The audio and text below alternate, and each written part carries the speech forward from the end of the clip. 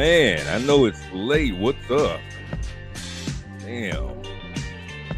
Let's just gotta get into it, man. Welcome.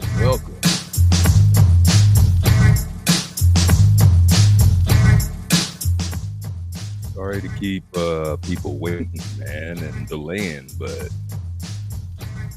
couldn't let the night pass without checking on and saying what's up. This is the Last Call podcast live on Friday night, where we normally go at 9 o'clock on Fridays for a live. But tonight just started a little later. And tonight is my 50th episode. Believe it or not, I got 50 of these things in the bank. What up? Manuel in the house. Thank you, sir. And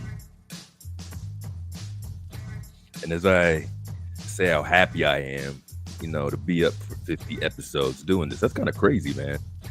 Thank you, Emmanuel, again and again and again for just being a part of it, being part of conversations, and, being around, not even just mine, but jumping into the partners and the big rig, just supporting and doing what you do, man. That's that's important for all of us to remain and have that brotherhood, man. And you definitely have that. So hopefully with that, it's contagious. We everybody that we talk to, kind of in our sector circle has that, a little bit of that. I think that's why we all get along. We could listen to each other. We could disagree and, all that kind of stuff, man. And that's real brotherhood to me. So definitely appreciate that, man. And then of course everybody else who comes through, man. This is a 50. You know what I thought? I'm not going to do the clips because I'm not that organized like a goddamn Lennon. Shout out to Lennon on it. We might talk about. We'll talk about all sorts of mess. I aim to maybe go for an hour. Now I don't want to be late like that. But you never. I say that almost every week, man. But we see how this goes. Man, that whole thing with Umar, that just took on a goddamn life of its own. Anyway, people that got me to do this, and everybody that supported me along the way, either if you check in tonight or you don't. I told Josephine I was going to be a little late. I guess she knows. I'm tired Josephine be on a Friday, and I know people got their plans, but I was delayed. Yeah, I was doing a little social stuff. Know how it goes. I put myself away and be like, all right, a couple of those. It was like, all right, I'll stay. Whatever the deal is. Then end up rushing. And then everybody's on the road, of course. Can't get through nothing. Hey, but I'm a little hungry now. I got a little doggy bag. Like I think it's called dim sum. I don't know what it is, little dumplings. I didn't like all that sushi shit. That's what I was eating. And yeah, whatever. We're just talking like that for the night. But this is the live 50 of these podcasts. Keep going. I did kind of make a prediction a long time, not even a long time ago, recent time ago. See how it gets to if I ever get to 100 episodes, and maybe I'll have 500 subscribers. Maybe I'll stay and do it. Past that, we'll see how it goes. That's like another year away, man. I started off with like 8 subscribers, and I know I'm not in a competition, definitely with nobody, but that's a leap for some guy that you don't know. Just subscribe and be like, even if you listen now, later, whatever the deal is. That's pretty wild, man. That is wild. So thank you is basically what I'm trying to say. If anybody's out there, I mentioned the partners earlier. Tiz already checked in. I know his message. I saw one, but I guess it gets erased when you log out or whatever the deal is. Also saying congrats on the 50s, doing some work. Any of the partners doing the work. Pat does nights too. If you guys are out there, you're listening. What up? Thank you. And tag in later if you want anybody. I think I put the thing down there, but I'll make sure that I pin it. Anybody, no real agenda tonight, man. If you want to come up, talk some shit, you want to do some deep diving on some issues, could do that too. Otherwise, I just want to go over some of the episodes, do a little bit of the currents, where we are now, and keep it cool. Like I said, maybe a cool 60 minutes. 6 minutes. Dougie Fresh. Yo, and that. And then I drop a video, my weekly videos. So I got the lives on Fridays, and I try to drop a video during the week. My video's been bombing, dude. Once in a while, they're good. I get good numbers on it. And I'm not a numbers guy because there's like 50 million things that I could do to, I guess, host a better show, to show my face, probably for one. Graphics, have some videos set up. We do the video thing when I want to refer. We've done that before. But I mean, like, even in my videos, how the other guys do it, like they make a video. And now you got Information Man. Shout out to Information Man, who's supported us, man. Who's even been a part of the show on a couple occasions. Takes time. I'll get back to all this. We're going to be talking shit. Lennon was doing a live. Lennon Honor. Shout out to Lennon Honor. I think I said it already. And KKC. He did a little bit of a Q&A sort of during a live, which he normally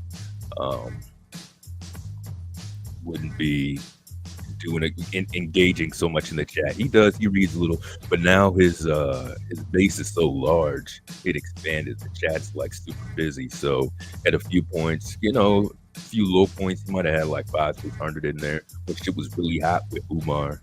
He have about 1,600 in there. Now at one time, the highest when he was interviewing, I think it was this woman, say her name, whatever alias is, Lene. It was up like 6,000 up in there at a time, and he's been jumping and engaging and stuff. Thanks, Manuel. I think I might, see how it goes, man. And Lennon's numbers went super, super up, from that too, man.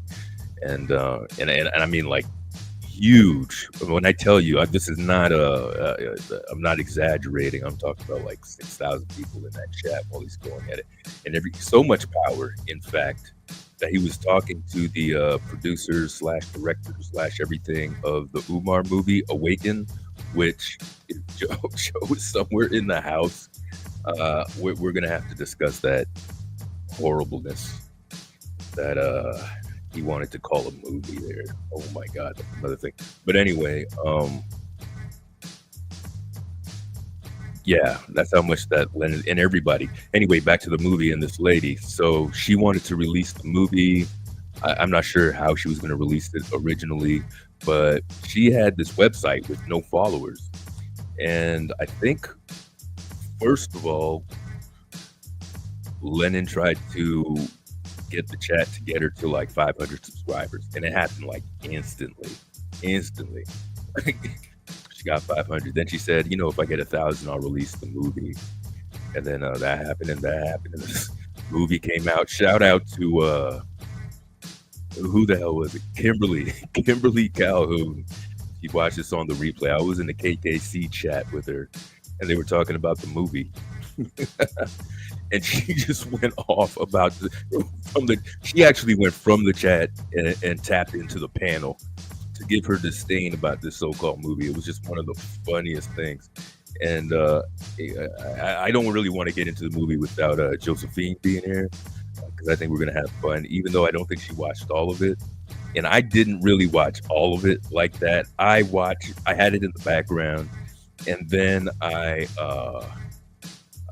had Jay Witt. I was listening to his podcast because Lene did an updated video explaining the circumstances of the movie, and and then he was like, "All right, so let's watch the movie," and he did, and so there were comments and stuff, but I got the gist. And oh my, I can't. Well, I'm already talking too much. What do you say, man? We got to remove the movie. I think we have to, man. Oh shit, Emmanuel. I think we have to, because yeah. Why wouldn't we? Why the hell wouldn't we? Holy. So we're definitely gonna do that. Whoops, I meant to drop that a long time ago. I did. Yeah, I think we have to do that, man. I mean, why wouldn't we? But you know what? Oh shit, talking about it. We're talking about it. I'm not gonna talk about it too long. It's rough. Emmanuel, so you saw? I'm guessing you saw it then. Let me know if you saw the movie. And still, this is not going to be. We're going to do an official conversation about this. This is not that. Anybody listening right now, and you heard that we said, what's his face? All right. So what are you going to do? You said, Emmanuel, are you going to watch it on your own? And then we discuss, or are we just gonna? It's about an hour. I think about an hour and 9 minutes. so that might take us like 2 hours. And then the little bit that Lene says about it. So we might have to do that. Even the partners, they covered it too, man. No, they didn't really play parts of it. It was even hard to follow what the partners were saying because it reflects the movie.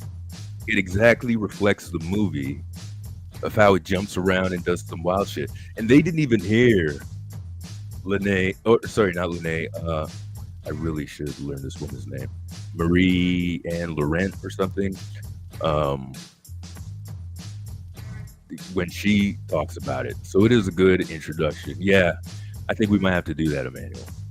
I think we're gonna have to do that for real. It only makes sense. I sent the link to Josephine. She was like, "I got through 5 minutes. That was it."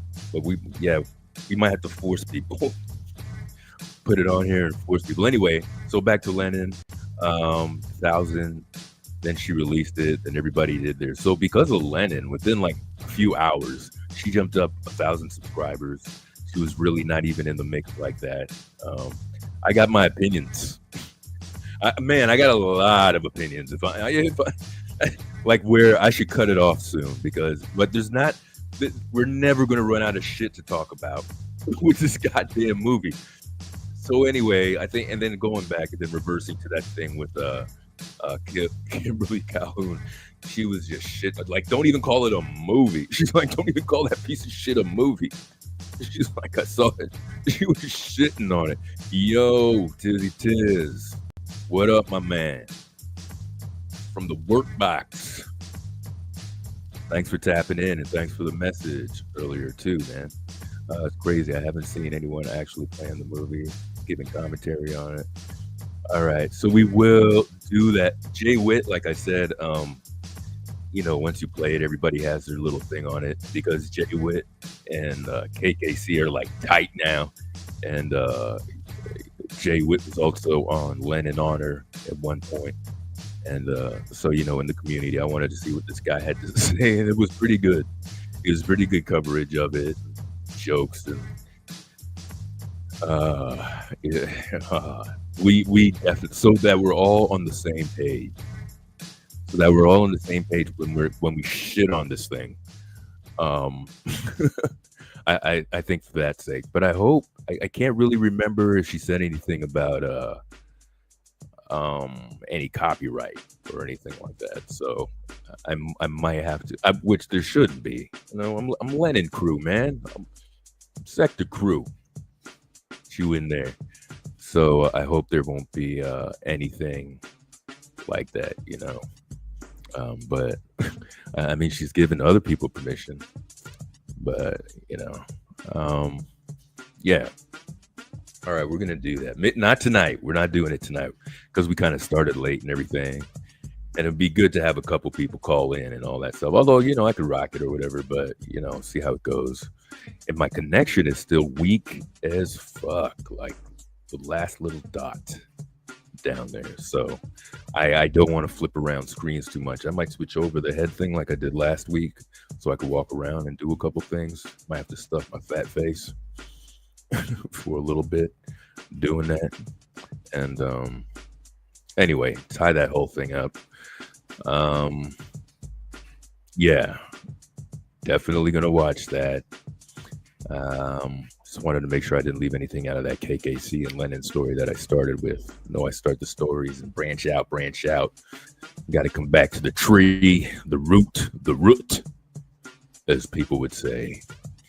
And so let me back up a little bit here, man. Yeah, 50th. If you're on so far, if you even found me by accident, do me a favor, like, share, subscribe. Give me a beautiful 50th show of one news. Somebody unsubscribed, son of a bitch. I had 126, and I only notice if I jump like a couple numbers or something like that. But because it jumped some numbers, it settled on 126 for a while, man, a few weeks, and then it bounced down to 125. So I guess I did something shitty. Somebody didn't agree with my my Sucker MCs video or my Ice Cube's a Pimp video. The last two that just barely broke double digits. I don't know what's up with that, man. Like I said, when I post that, that's why I started with all that stuff with Lennon and KKC. Obviously, not for the numbers and all of that stuff, because there are a lot of things you could do, obviously, to spice it up, man, to look a little more professional and more appealing. And we get that, but if I grow, that'll also grow. You know, the quality of that'll grow. But for now, this is what we doing. You know, and just the power of that. So, you know, somebody did. So do me a favor tonight, man. Replay, on the play, whatever you're doing. Hit me up.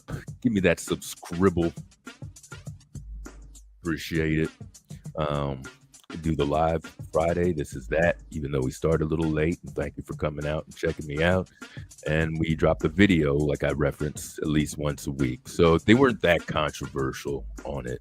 And if you didn't see it, the Sucker MCs one was basically the lyrics that came out that Lil Yachty said. And then I kind of brought back what Lil Wayne said, you know, regarding our civil rights workers and whatnot. And even though George Floyd wasn't a civil rights worker, using him in that context was real fucked up. And that's kind of what I focused on. Like, you know, why we doing this? We're better than this should be, at least, you know. And that, you know, and I think I put there as a disclaimer something about not really call it. It's just a title. I know Lil Wayne is talented. He's up there, man. Even though he's not one of my favorites, I get it. But that's what that was based on, you know, and all of that. And I've been dropping even some gems, man. I've been dropping some good music in my shorts. I was trying to do something. I was trying to loop the "Dreaming of You" from the Blackbirds, because that's in a couple of hip hop songs, man. The one with the whistle at the beginning, you know what it is. Emmanuel, you commented on it too. I was trying to do a little loop so that I could put it on there and just listen to it in the shorts, but I couldn't catch the timing accurately enough. So I had to put another one, and I put a good one on, man. I put where Dr. Dre got the next episode called The Edge. David McCullum threw that in there. Like 10 people saw it, man. I'm like, damn, what I gotta do? I gotta be more controversial around here. Apparently. I'm just joking, man. Not doing all that. Not trying to do beefs. Trying to do beefs. This is not the area for that, you know? Yeah, I try to think of, and then by the time I want to drop one for the week, some of the shorts, I might forget one that I want to do, or just might remember one, you know, right away. Like, oh shit, I gotta go back and do that one, you know. And yeah, it's just about, since I like music and I'm constantly on random with a lot of my stuff, because over time, obviously, I picked up a lot of different things. I really just keep it either Amazon or my iTunes where I own it, the ones that I stupidly purchased a long time ago, and just so I could hear anything from like old school to just even rock, R&B stuff that I dig out, man. And I'm like, oh yeah, this might be a good short. Put the short up there. If you remember it, you might dig it out to be like you're physically going back to the crates. Press a few buttons to remind yourself of that, you know. But I want to concentrate on the whole albums, you know, because we lost the ability a long time. Not even the ability, but the work hasn't been put in to create good concept albums. Now, I mean, we dropped the album, but I mean concept albums from first track to last track. The whole record, the concept is in the album cover, into the sleeve, into the way that it's written.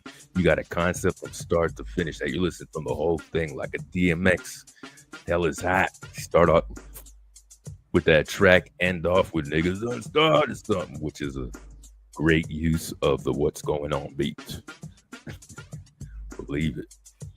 Some of these like Camp Low, Uptown Saturday Night. That's a concept album. You know, they went in the studio and they worked on those things, man. And they came out with gems. Not a track here. Every track has a different producer. I mean, I'm glad there's collaboration, but that, I guess that's an old school thing that I got to take out of me. Where you know, back in the day, you knew where cats were from, man. Look at you. I was so against downloaded music when people were doing that. I thought it was a disgrace. Support your artist, you know. Man, that was me back in the day. And then, man, once you start,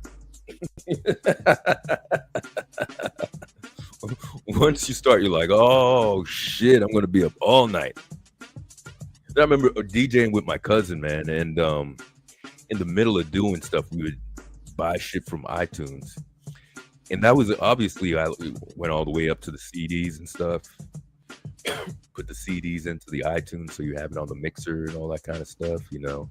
And I label my shit like prestigiously. Just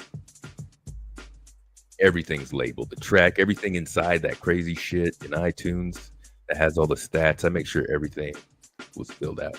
But anyway, we bought, and I remember my cousin, we were mixing in the weekend after we did this gig. And then he was looking at, I think he got his iTunes bill and went up in like a couple hundreds. And he was like, this is wrong, though. He was so pissed off. He got in touch with iTunes, which proceeded to tell him, no, you bought this, like in detail when he bought it and all that shit too. I was laughing because you really, man, you had like 99-cent songs back then. You were just like, zip, zip, zip, zip. But that adds up. And then you're buying albums. Like, yeah, I want a digital of this remastered album. You know, all of that, man. So yeah, I was a pay guy. And now fuck with a download. I'm fucking with a download, man. And but anyway, what's the point of that? Yeah, man, concept albums.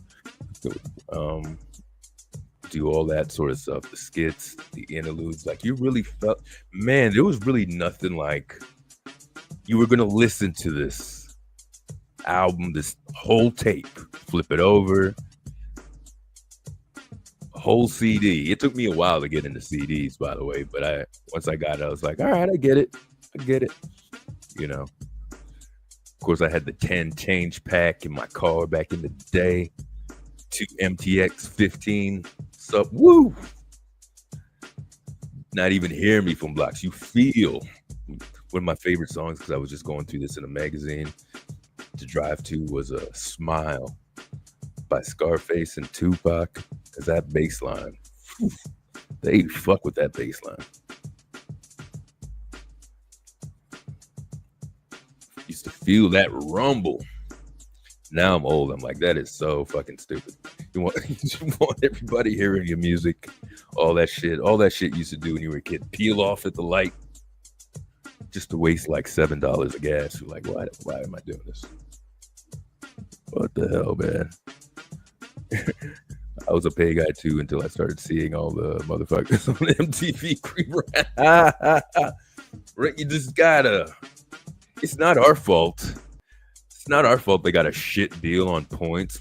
And God knows, I get it back in the days, Jim Crow, even hip hop, where they just kind of like took advantage of these kids to use this equipment, that in the early days. But there's no reason why any artist should be fucking begging for points. Like, that just makes no sense to me, man. Still ride around with your oldies like that. It does feel good to bump what you're feeling. You hope like people on the street, like, you feel this shit. Some people do. Some people are like, what the fuck? It's these young fucking kid music that they bump too loud, and I'm just like, there's no chill factor to what you're listening to. Like, just noise. And kids these days don't even really like the bass. Like all this highs and shit. I'm like, you're wasting the system. You don't even know, man. Don't even know you are fucking around. Don't appreciate the good sounds. But yeah. And one of the reasons too, I think, is because I actually had the system in my house. To tell you the truth, old lady neighbor, man, she did not like that. But a couple of the guys did, man. One guy used to jam out to my door. He was getting sicker. It was an old dude, man, wheelchair bound. He was dying of cancer. I know this just got depressing, but he would come around my door when I'm bumping my music, doing my mixes, just to hang out, man. And appreciate that kind of stuff, man. Yeah, I get it. Yeah, I don't even. By the way, if we're talking about mumble rap, while we're talking about everything here, for some reason, I don't know, maybe 3 months ago, I'm going to put this on my shorts too, because I keep meaning to. You know that beat from Future? Mask Off? As much as I hate these guys, that I think they're not talented rappers and stuff, that beat for hip hop is one of the most ridiculous, perfect beats. But it's not that deep because I found out where it comes from. And it sounds just like that. Besides, they put on I would have done the bass a little bit differently than how they did it. They got the kicks, the 808s in there. The bass line itself doesn't really hit that heavy as it should. They let the other thing do that, Okay, if you're doing that, if you're bumping the Fantastic Voyage, understood. That is when you could drive along with, man. If you're doing that, I remember, and I normally don't hang out in spots like that, but I was eating some food in my car parking lot in around this plaza, L-shaped plaza sort of deal, and I was playing 8-Ball and MJG. Actually, it was 8-Ball. My homeboy's girlfriend. I might have to put that on the shorts. Which is just, if you know the song and you're a hip hop head and you hear it go on. So I'm sitting in my car, I'm playing this. I decide to turn it up because I'm just in that mood while I'm eating my food and bars. And I didn't know this guy in the car beside me was bobbing his head at the same time. And it's one of those head bobbers, man. If you ever get a chance to play that, if you're an MJG, 8-Ball and MJG fan when they were at the top of their game and they had the great production and all that shit, definitely got to do that. It's called My Homeboy's Girlfriend. 8-Ball did that's when he did like a 3-disc CD set. He did the double, and then he did there was a bonus one in it called Lost, which had some great music on there. He's got those, I think they're Chi-Town dudes.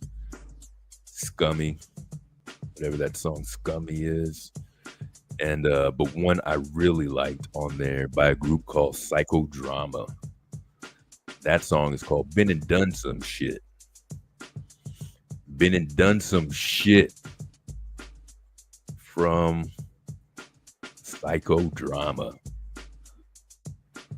Give you homework on those two things. Been and Done Some Shit by Psychodrama and My Homeboy's Girlfriend from 8 Ball. Those are the dope. I try to, but I don't want to play around with this weak ass connection that I got. I might have to plug in. I didn't even realize that my power cord is not plugged in. So I might have to run and go get that from the other room in a little bit. But I know we're just chilling for that, you know. Yeah, man. And that anyway, end of that story. Dude was just bumping his head. I felt bad because I was gonna pull off in the middle of the song because I was done, my food situated. And dude was like really feeling that. I could tell dude about my age, like so much the beat, but it gives you a little story as well. Emmanuel, if you really go and check out that song, I'd like to hear what you say about it, man. You know, if you bump it, I think you'll like it, man. Homeboy's Girlfriend by 8 Ball, you know. And there's just some talent down there.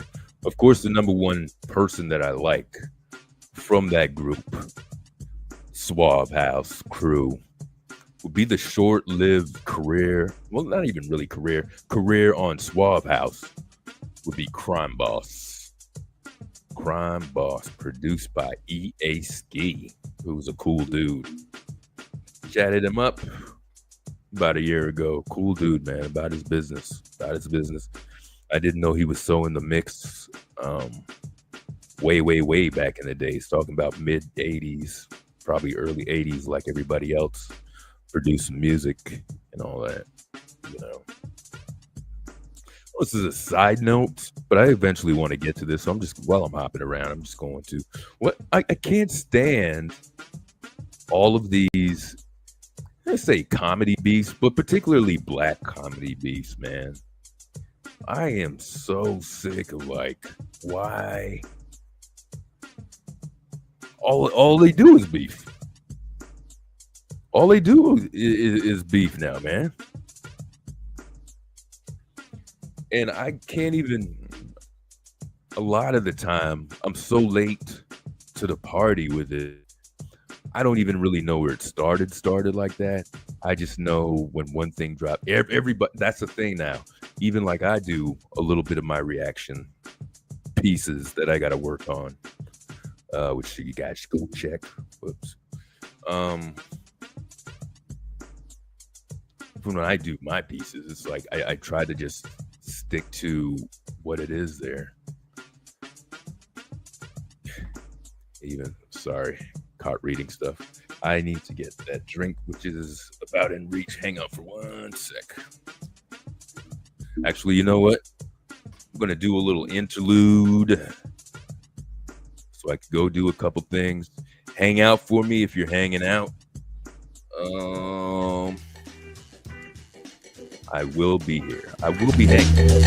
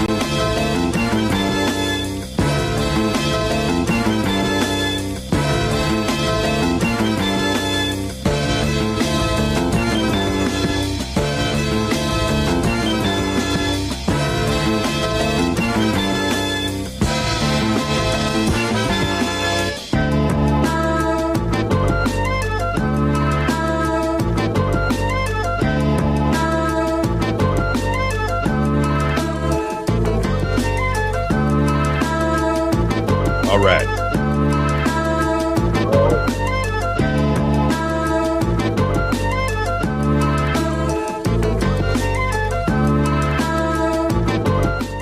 Nice vibe. It's Friday, man. It's Friday. Shit.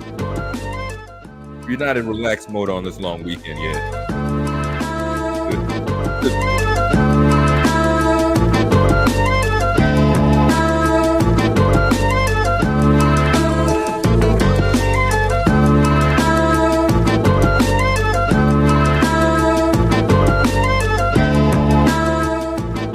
We feeling on a Friday live right now, you know.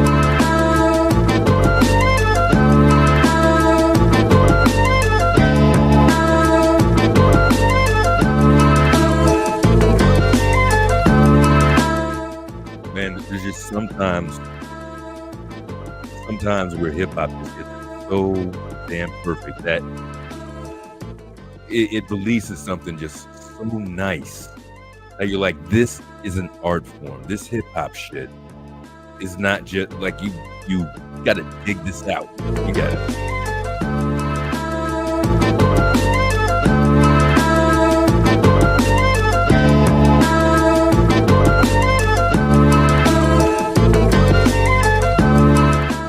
Sometimes the beat is better than the words, man.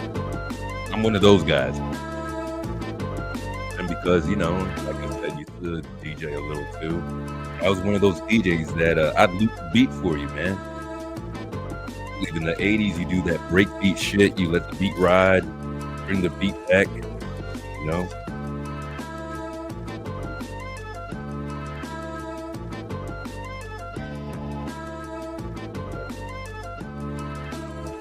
I didn't get to eat too much. Kind of snacking as I do. You know, I told him no.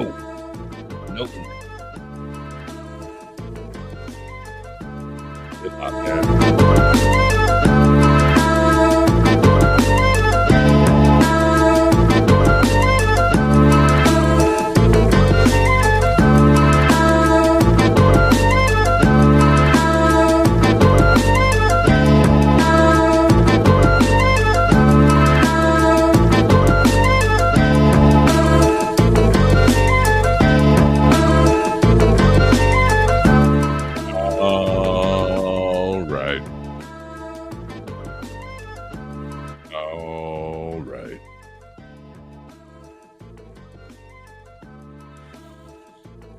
All right.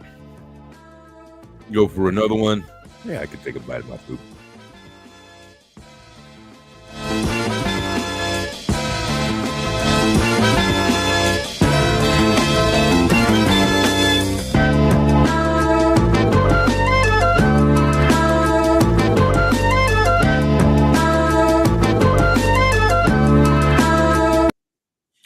Meanwhile, back at the show. A little bit of old school for you. Yeah. So a couple things. Let's go back to a couple things I wanted to go over. And I didn't want to say get out of the way, but, you know, I did want to go over a couple things that I liked with the show so far. Some of the good times. There hasn't been any bad times, really, man. There's been like I had like one awkward time, which came and went.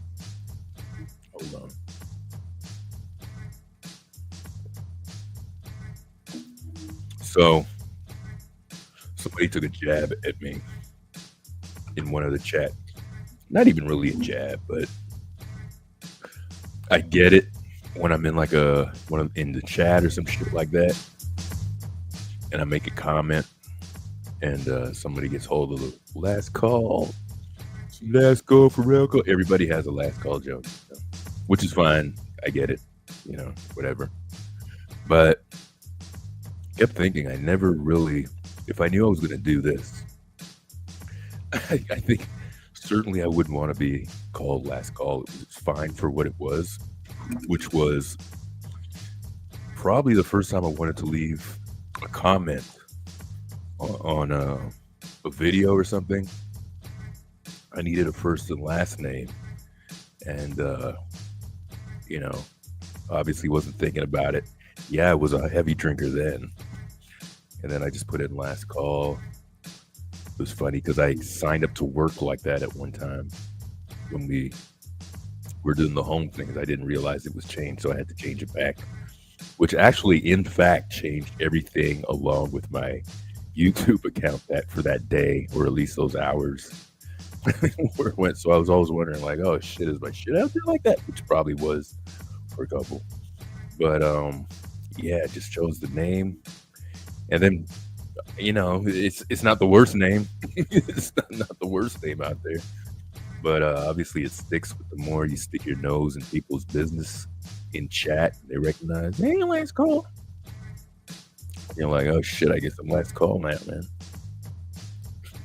The only thing I might change it to is Terradome. You already know why. I'm a PE fan, and that's really as corny as that gets. what I would do with that, Terradome. But as to it's what it is, man. You got to have a few haters. Oh yeah, with everything. Oh, you know what? Before I had to stop for a minute, I'm going to try to eat without sounding like I'm eating here. Talking about the comedian beef. Sorry, I don't mean to be all gross and stuff, but I ate half dinner because I wasn't hungry at the time, but now I'm getting hungry. Yeah, I don't get all these. It's comedy, first of all. And we know these guys aren't clowns. Like, they're not circus performers. They don't have to be on like that. They're people too. Because even when Richard Pryor, people were giving those interviews, they do serious interviews on Carson and all those late shows and shit. But there's just such a nastiness, a vitriol between other black performers. Even the ones, if you go to like Joe Rogan and some of these guys, they don't all like each other, but they're not all fucking nasty and want to be violent. This is about check me and all this shit. So what's the dude's name? Ali Sadiq, right? Which is so. He's funny. He's been around the game for a while, but you know what it is? That's where you got the look. Yeah. That's where I got. Thanks, man. Trying to make it whatever, But Sadiq is like only so many of those prison stories you can listen to. Like, it's just how I feel. Like, once in a while, some shit will pop up on YouTube. It's like, I did. It lures you in because you might want to find out about the dude that was like innocent in jail, and you're like, oh shit. And then you're fucked because your jail in prison is now in your algorithm. So everything you're fucking looking up, jail, prison stories. And it's like, fuck, dude. It's when your whole show is always about this, like, all right, dude, like, fucking, what else you got doing over there? I'm trying to read this. Do you think, man? Oh, trip, just smacking like a Oh, feel that, feel that. Appreciate it, appreciate it. Always good to have the clearance, man. Tacos the other day, Taco Tuesday. Um, talking back to some of the hating he does, especially. Yeah, and there's this thing with Cap. That's what I'm talking about. Like, fuck. The first, like, does it have to be this all the time with these guys? I know they're not all friends, and it's obviously now a competitive business. I get it, but like fighting words all the time. I think I need a little salt. These guys want to do harm to each other, man. And it's just a weird, because I like comedy, I'd say. I'm a fan of comedy. I'm a student of comedy. Shout out Patrice O'Neal. I think he's one of the best to ever do it.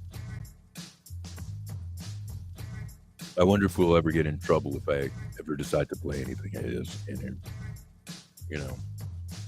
Well, like I was saying before, there's this vitriol. There's this nasty, gritty, like only between some of the black comedians I see.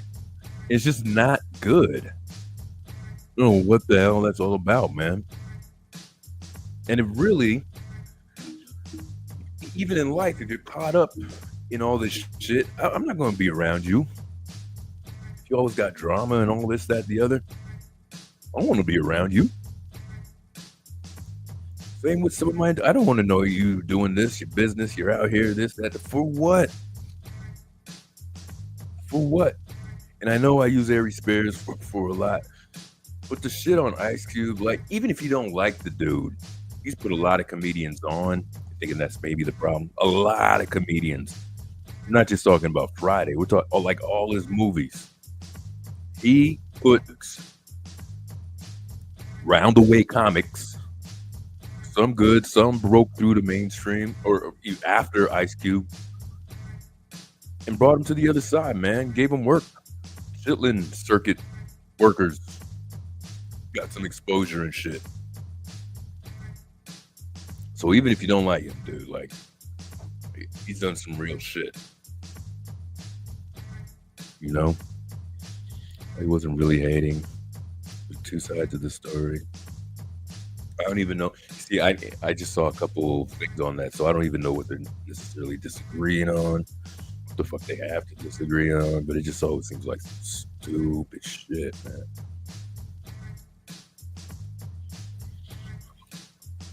Just bitter. His time ran out. He's got nothing new. He didn't adapt. Mm-hmm.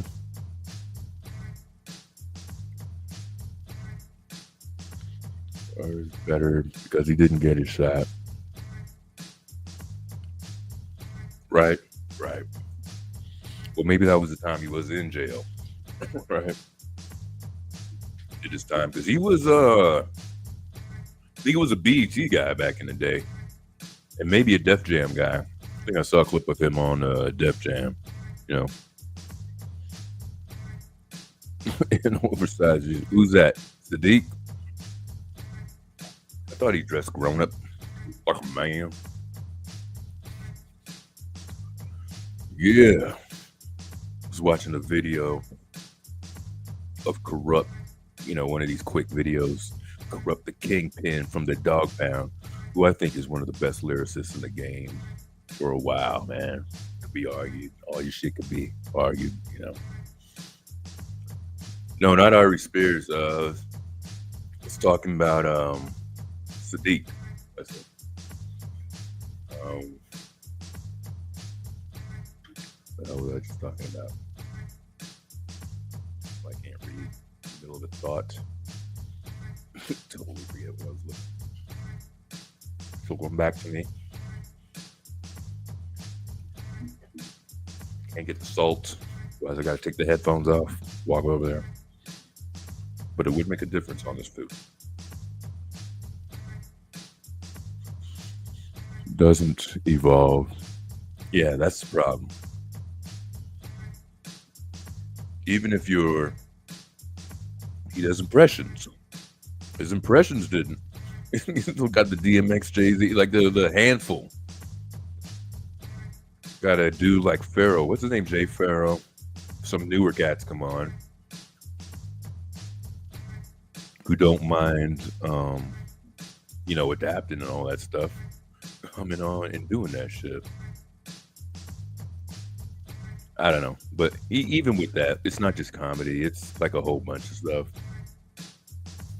Even though he did a little dope track, even Chris Brown's threatening of which one of them, one of the Migos guys and shit.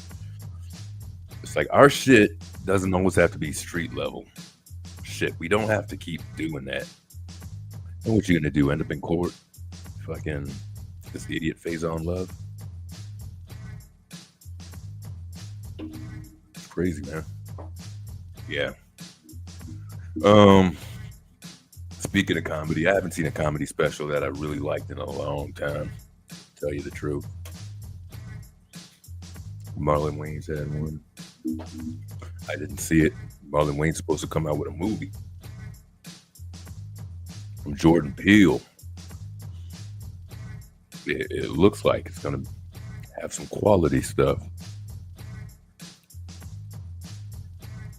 Ari Spears always complains. He offends people. Yeah. Just like a big baby, man. He doesn't. That's not man shit. It's not dude shit, as I would say. Sit there complaining and crying about everything, dude. It's just the gossip. Oh yeah, so that was it. So if you could go there and not even recognize it, if the rapping thing wasn't enough, which he's obviously a legend because he's been from NWA, from a legendary group, went on to have a amazing solo career. Produce movies, not just in a couple movies, great movies at that. Produced, got his own production company, put these comedians on, all of them, all those movies that you guys see. If that's not enough, he made a basketball league, god damn it, which is dope. That was what one of my videos was about. Today was a good day, where it says Ice Cube's a pimp. Goodyear Blimp finally put that on over his basket. Now that's I don't know what your barometer is for success, but if you're sitting in a stadium of a league that you run, everybody's there because of your shit. You're giving some of these guys a second life in the game. Chilling. You're the boss, the CEO. Yeah, you had a movie that came out, it crashed. All right. Friends there, families there. And then from a song you made 30 years ago of a throwaway line, Ice Cube's a pimp, actually come true while you're doing that job. God damn, I don't know what to tell you, man. If people are hating on that moment, of course some will, and can't see, like, that's some grown-up shit. That is grown hop. That is where you did sit with me like, yeah. Faison is the ultimate hater. His 5 minutes of fame. Friday, he got accepted. He got accepted in the Judd Apatow mafia for a while. Judd Apatow made all those funny movies, The Knockup and stuff, comedian. He had a run for a little while. Faison got into a couple of those movies. He's been in some movies because I remember seeing him in an interview. And I was like, holy shit, he's been in a couple. He was accepted mainstream almost. Yeah, he's not a healthy dude, man. There's something, obviously, with the weight and all that. Not just the weight, but you could just tell the way he lives. It's just, there's no... I don't even think there's a time he tried to get healthy. You know what I'm saying? Like that. Ari Spears was like, at one time, even though I know he was bullshit, but he was like, what do I do to get healthy? At least he kind of might want to care about it.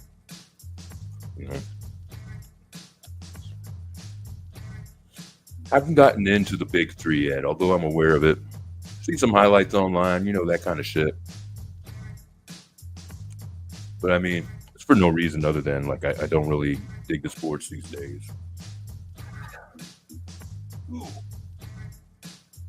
But I'm amazed how he got that off the ground, and that is a thing. It's like a legitimate league now. How crazy is that? From hip hop 3-on-3 basketball league. From where? Dude's coming out with movies. He's making another Friday. What's he mad about?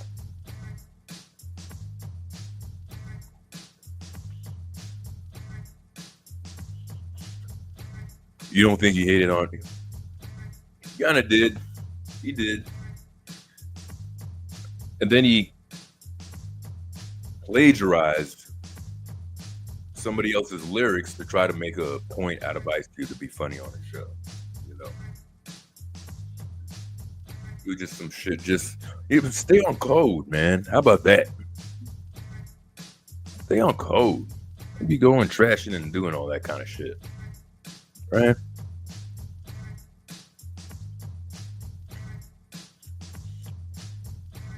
He said it. Right, so he said that he wasn't a good rapper, but he also said something else in sort of like an insulting way or something. Feels this, and then he went on to, imitate him in this bullshit sort of way, with some dumb shit. People have dark circles around their eyes. You can tell. Perhaps I think a whole bunch is wrong with him, because even that crowd from the show Mad TV, everybody was doing drugs, man.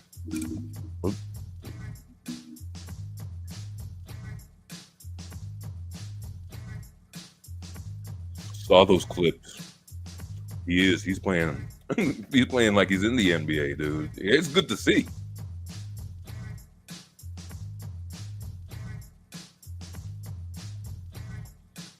Figure they catch on. They're doing 3-on-3 summer. Yeah. I mean, catch on. And I'm still eating, guys. I'm sorry. I'm gonna chow this one last thing down for a while. How corporate it got. I think that's one of the things. Despite the NBA threats and their lack of cooperation on it, I guess is what I mean from that. But wow, that is like amazing, A lot of firsts in that league, like one of the first female coaches and stuff like that he's doing in there. Again, as people from the entertainment industry all over the place trickled in there. People come in to show love. You got performances. So hell yeah, man. Hell yeah. It's like when the Arsenio Hall show came in with all the late night talking. He made a stance in there. Let me see if I could. I don't want to switch over to the headphones. I'm going to try to do that as I speak. It might not even be a good idea. Female. Oh, is that going to be a thing? Tiz? You joking about that, or for sure? I didn't even rip. But why would there be? Is there going to be a thing? Just needs a halftime show. I need you guys to verify as I chew this last dumpling thing down. I don't think there should be a female one. I personally think the women should play for the 3-on-3 with the dudes if they can hang. It's 3-on-3. They know what the deal is. I actually think it might be easier to have a female on the 3-on-3. Wait, what up, Steph? Thanks for coming out, man. How you doing? We're just talking some shit. Maybe an hour. Oh my God, it is an hour. Hour and a half, maybe. I was a little late today. Hope you're doing well, man. I don't think I've seen you around that much, or maybe I haven't been around that much. So I hope you're cool. Hope everything's all right with you. Definitely miss our big chats and all that stuff. We'll have all that coming up. Whenever you can. Tonight we're not getting too deep. We're just talking shit. It's my 50th episode, so women in the big three would not work out though. I get you, Tiz. And why? Do you think it's for the same reasons like the NBA? They would get abused. Yeah. I don't know. I get it's an overpowering thing. First, I think just being in the league would cut out half the weakies. And then the other ones might be a little tougher. And you're not really more of a team effort if it's women. If it's like at least one woman on the team. Who knows, man? It'd be the first. And that would be another first for Cube in the league, man. Co-ed league. Big Steph, not little Steph. I'm not sure what you said. Hey, Steph. Right. Oh, you're gonna say, hey, Steph? I don't know. I missed the whole thing. The physicality is higher on the 3-3. I could see all the arguments, to tell you the truth, man. But I wouldn't put I'm saying I wouldn't put it past Cube to give it a try. And again, I don't even care in these leagues, to tell you the truth. I'd rather watch an integrated league if we're gonna do it than have a chick league. Like, I'll never watch the WNBA. Never, ever. You'll have to force me like a Clockwork Orange. Tape my eyeballs open and shit. Fucking strap me down in a chair and all that. Just to watch a game. It's just never going to happen. Even if I had a daughter playing in the WNBA, I might watch a little, do whatever the hell you do for your daughter. Other than that, no. I have been in a couple cases where on our 3-on-3, a couple girls came up, not a couple, but one at least on a team once in a while. A couple could hang, but again, it's different covering. You don't want to reject the ball in her forehead, say Wilson in there. You can't feel like a man doing that shit, dunking over a chick or none of that shit. Trust me, I get all the arguments, man, the pros and cons of it. But I guess part of my thing, if you're going to put women in the NBA, then fucking do away. Go wherever you qualify in it. You want to play with a fucking regular ball, all that shit. And then if you can't hang, you can't hang. There was a thing in the news about the women were saying that they're playing too many goddamn games, or back-to-back games were too hard for the women. But whatever. Let's put that on pause for a minute, because we got one of the partners, my number one partner, Tiz, down since day one, and BC before that, man. What's up? Thank you for your support. Thank you for being here, being a part of Last Call Live and podcast and all my shit, and your support, man. Definitely appreciate you, my brother. What is up? Man, I appreciate you, and I'm just proud of you, man. I'm proud of you getting to the 50th. And I really just joined because I got tired of keep trying to type. So I was just like, let me just come up here and just say what I got to say instead of all these. Yeah, nigga fingers was getting tired late. But let me start off. Just salute to you, man. Like from you not wanting to even do this to now being at 50 and me knowing what it takes to like stick with it and get to 50. I'm just proud of you. So salute to you. I'm proud of you. I hope you have 50,000 more. Keep sharing your perspective. You're doing an amazing job. And I'm just proud of you, man. Just keep up the great work. Don't stop. It's going to get annoying sometimes, but like we show up every week because we believe in you, man. And we actually enjoy the content. So please don't stop. Just keep rocking out. I know you said you joked like you was going to retire the other week, but keep going, man. Like this, it's worth it. And it's good information that we get every week, and it's good conversation that I look forward to personally. So just keep doing it, man. As far as the WNBA, what I was saying is, I think there's some really talented women, but I think you expose the women's game if you get into a place where you start trying to pit them against men in men's style basketball. I think they play two styles of basketball that are very different, and I also think that just again like the physicality of a half court game. When I watched it, even when I watched the big three men, it's more physical than the NBA. There's less spacing. It's more aggressive. You got guards crashing the boards like crazy on every play.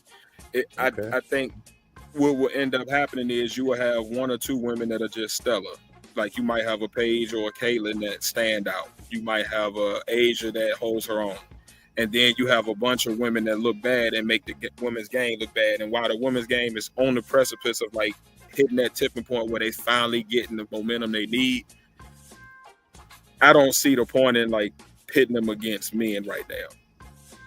Maybe in the future once they got enough, but I feel like that could make or break because a lot of the argument against a women's game is they can't hang with the men. If you put them in there with the men in a 3-on-3 version, now maybe integrating some women into the NBA, I'd be open to that.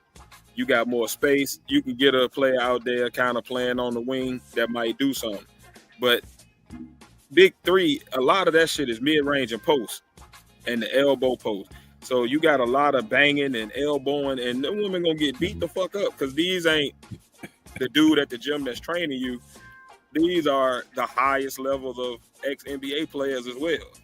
So you're not talking about like a lot of the clips I see of women doing real good in their training sessions against these dudes. It's dudes that's training you. They want you to get better. They're not gonna beat up on you and try to get you up out of there, hit you with Shaq elbows to the chest and shit. They're trying to work on your game. You get into this big three, man. I be watching some of these dudes. These dudes was a third stringer in the NBA and is out here playing for their life.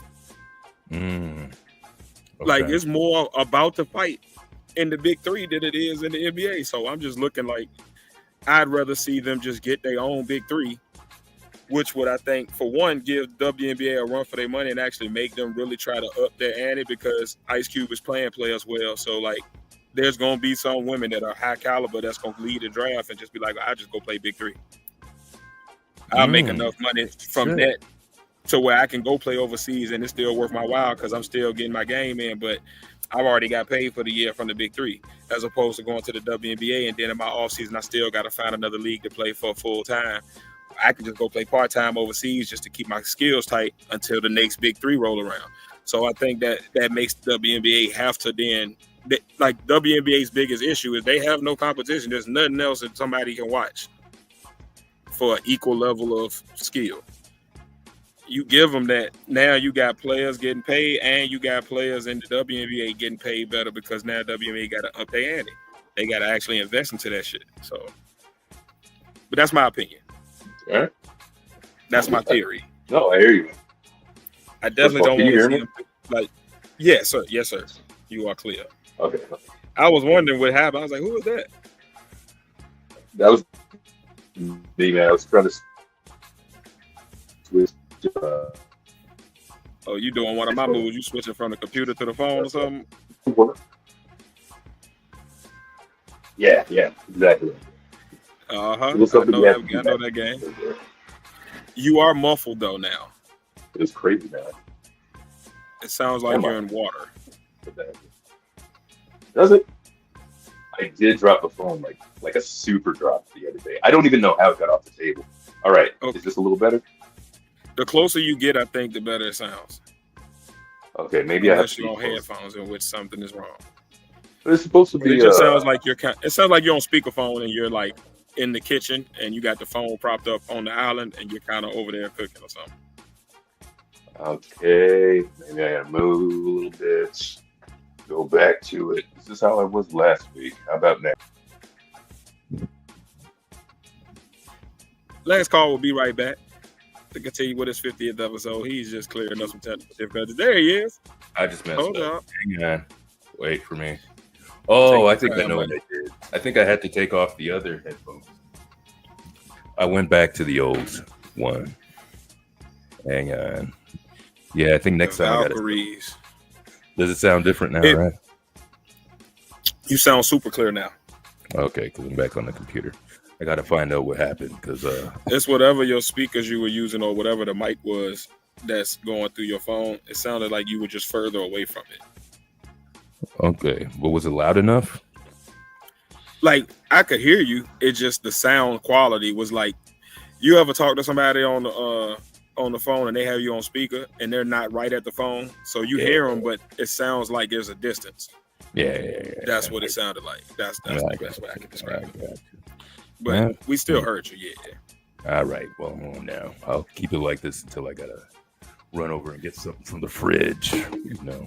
And I will say I agree with you, babe. I do like watching the WBA games more now, but I think it's because I've switched my perspective from like looking at them as like a product of the NBA, but just their own thing. So now I'm able to like understand their way of playing, their style, the way they approach Really? the game. Yeah, so it's like the best way I could describe it would be like if you watched in the 90s NBA basketball and then you watch college basketball. It was completely different, but you can appreciate both. Like the WNBA is more system based. They have less superstars that transcend the rest of the field. So there's less ISO ball. It's more like movement. It's a lot of banging down low. A lot of their bigs are going to be. It's just old school basketball kind of, but they got boobs. But it's just a different thing. But once you get out of the mindset of like I'm used to NBA and this is what I'm looking for, that type of product, which is even what AAU and college has become. Yeah. You can appreciate it, but it does. You do have to change your mindset if you're a certain type of fan. It will. My mind is just like watching it at first. Girls. Hey man, I'm not Some mad of at them, you. I can see understand. like Angel Reese. Hey, look, they look like they a bunch are of not- Charles Freewells on the court. Like just Well, you gotta look at this. They're not unorthodox. as great as us, man. Like you gotta understand, they're not gonna be dunking. They're not gonna be as athletic. No matter even the most athletic. Like Asia Wilson is the best player in the league, and she's not. Like when I watch her, I'm like, it's still a difference. Like the third string dude in the NBA is still way better than you. Yeah. But Yeah.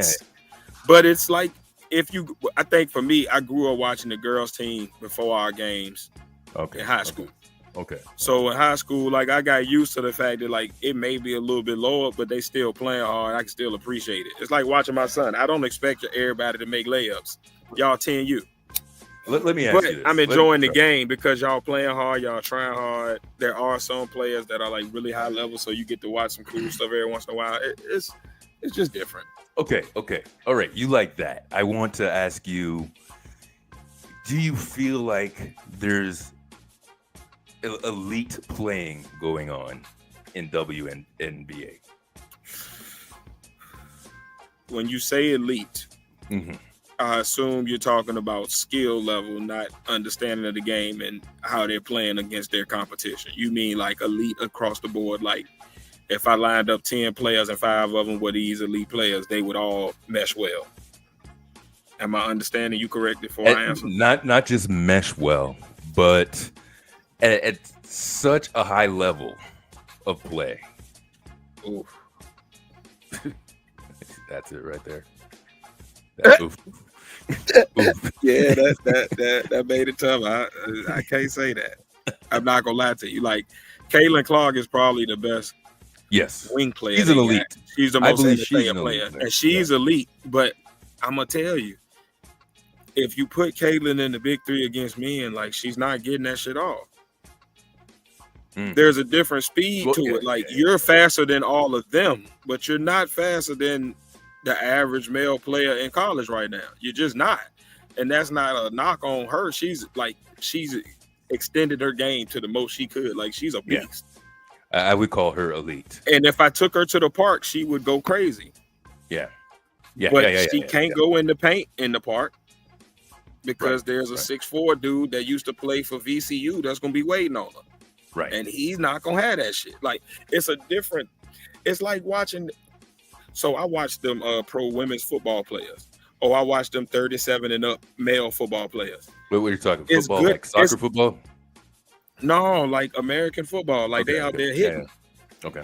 And both leagues. I'm talking about the 37 and up man little league I be seeing on YouTube and the women's leagues. They're entertaining, but they're not entertaining like the NFL or a college football game. It's just a different level of physicality. Like them hits look crazy because y'all playing against equal talent. Right. There's a level up that makes the 1% make it to the end. Like we're talking about the top 1%. The women's players are never going to be in that top 1% because there's too many men players that are really elite. Like by the time you get to the top 100 NBA players, you still got second string players that are very good that just haven't shown it. Okay. But their skill level and talent level is stupid, and their strength level is crazy, and their bone density, and just the width of their wingspan is stupid. Like you're talking about the tallest player in the WNBA being like 6'7", 6'8", and then like that being your average two guard. Everywhere else, I'm talking about in high school. That's your two guard. Okay. It's a different level of. It's just different. It's like I can be the best 10 you do, but when I go play with them 15 U's, I'm getting dunked on now. There was nobody in 10 U dunking. Yeah. This is different. Yeah. These kids are like my best move is now getting me nowhere. Just ugly, man. And that's why I say I don't think we need like there's certain sports I could see you merging, right? Where women will have an equal shot at it. Basketball and football, American football, are not those two sports. I don't know about baseball and softball. If some players on base in softball could like hit a baseball at that speed, I don't know but maybe. But them two sports, bro. People just built different. Like you got people like Taco Fall that's 7'6", 7'7". Yeah. You don't have to jump it off, man. He gonna look down at Sabrina Ionescu and throw that shit to the 13th row. Have to rainbow that shit. Mother wanted a souvenir. Like it's just different, man. Like come on, man. It's like your best park player going to a real college and having to play against the best college player. It's still different. It's just different. You ain't that. Hot sauce, you ain't that. Hot sauce, really? Is that guy still around, or is that for way no, back? He's still around, but he not as famous no more. He like the professor. They make their little YouTube videos and stuff, but I think Hot Sauce got into some legal trouble. Because he was in the streets. That's a shame, man. And why didn't those guys get out to the NBA? I'm gonna switch back to my phone because I forgot. I gotta get my power adapter and all this other shit. So do your thug thizzle. You said why did the AND1 guys not go to the NBA? Yeah. Skip went because he actually was good enough in college to go. I think a lot of those dudes is just like your best park players. They're really good at the park, but when you have a referee calling things and a coach that expects certain things and you can't just go ISO every single time, it changes. You have to run a play. You have to run a set. You have to know how to, do a floppy and a motion. Like you have to know certain things. A lot of them dudes, I think they were talented, but they weren't skilled enough. Okay. Yeah. I can agree with that. So, and I think that's why a lot of them, by the time the AND1 mixtape era came around, a lot of those dudes, they were already in their mid to late 30s. So even an NBA team picking them up, I'm getting like a year out of you. Okay. And then the younger ones, you're undersized. You're like you're like my height, 5'11" and below. And you got great handles and you got a decent shot if you can get it off against all these 6'4" dudes that are playing point guard. So it's like I think they were just undersized and they were really good for what they were good for. But like everything ain't got a mix. Like Yeah, professional is a lot different than what they do, right? it's You could be a legend out there on the street, but way different when you get to the camp and you got to do all the man, discipline. yes sir. Like look at the VA legend Pee Wee Kirkland, one of the best street ball legends ever. Played basketball against some of your favorite NBA players from his era in the 70s, but do you have the discipline to go to practice every day and not go flip a bird? Yeah, Do you have the discipline to show up and not be drunk at practice? Do you have the discipline to outwork this dude that's in front of you on the depth chart? Do you even want it that bad? Like a lot of them dudes be really good but don't want it. I grew up with them niggas, man. I had this dude in high school, one of the best running backs I ever seen, averaged 3,500 yards rushing his last 2 years. Wow. Ended up laying carpet right in the same neighborhood. Just don't want it that bad. Like you go to college, flush out that freshman year. Like everybody ain't trying to be that, even if they. Did he go on any substances or anything like that, or just kind of like? No, I think it was just a lack of like the drive. Like I think some people you could be really talented in something, but still not want that for you. That may not be what you feel your purpose is, or may not fulfill you. You just doing it because you're good at it. And then once you get to the age of like I can make a choice, a lot of them high school players go to college and wash out. Like I had, if you remember James Ferrier back from the Pittsburgh Steelers early, like late 90s. His little brother was better than him in high school at the same high school he went to. That was my high school. Went to Florida, flushed out the first year. Was back the first semester. Before the first semester ended, before that December, he was already back home. What happened? Did he get injured or something? No, it was completely fine. Just couldn't take it. Like a lot of people are really good until that level step up, and then it's like, well, we need a little more out you. Oh, I don't really want this as bad as I thought I did when it was easy. Yeah. You know what I mean? Not as hungry. Yeah. Yeah. I think that's what happened to a lot. Like you look at people be calling people bust, but I think a lot of like the number one picks, they've been the best everywhere they went to for so long, just without trying. That when they actually now are in the middle of everybody's the best, and you have to try. I don't really care that much. No, I'm gonna take this little $3 million and sit on the bench. I don't really need to be the starter no more. It's all good. My family's straight. I'm good. I'm never gonna be on a Wheaties box, so. Yeah, and even if you could, some people just don't want to work that hard because to get on the Wheaties box, you outworked everybody. Like everybody's great in the NBA. We're talking about the top 1% of basketball players on earth. Yeah. So everybody good. Everybody was the man at their high school and their college. Everybody got drafted for a reason. It's just a matter of who's going to outwork who and be durable enough to last. And them the two factors. And most people don't really want to work that bad.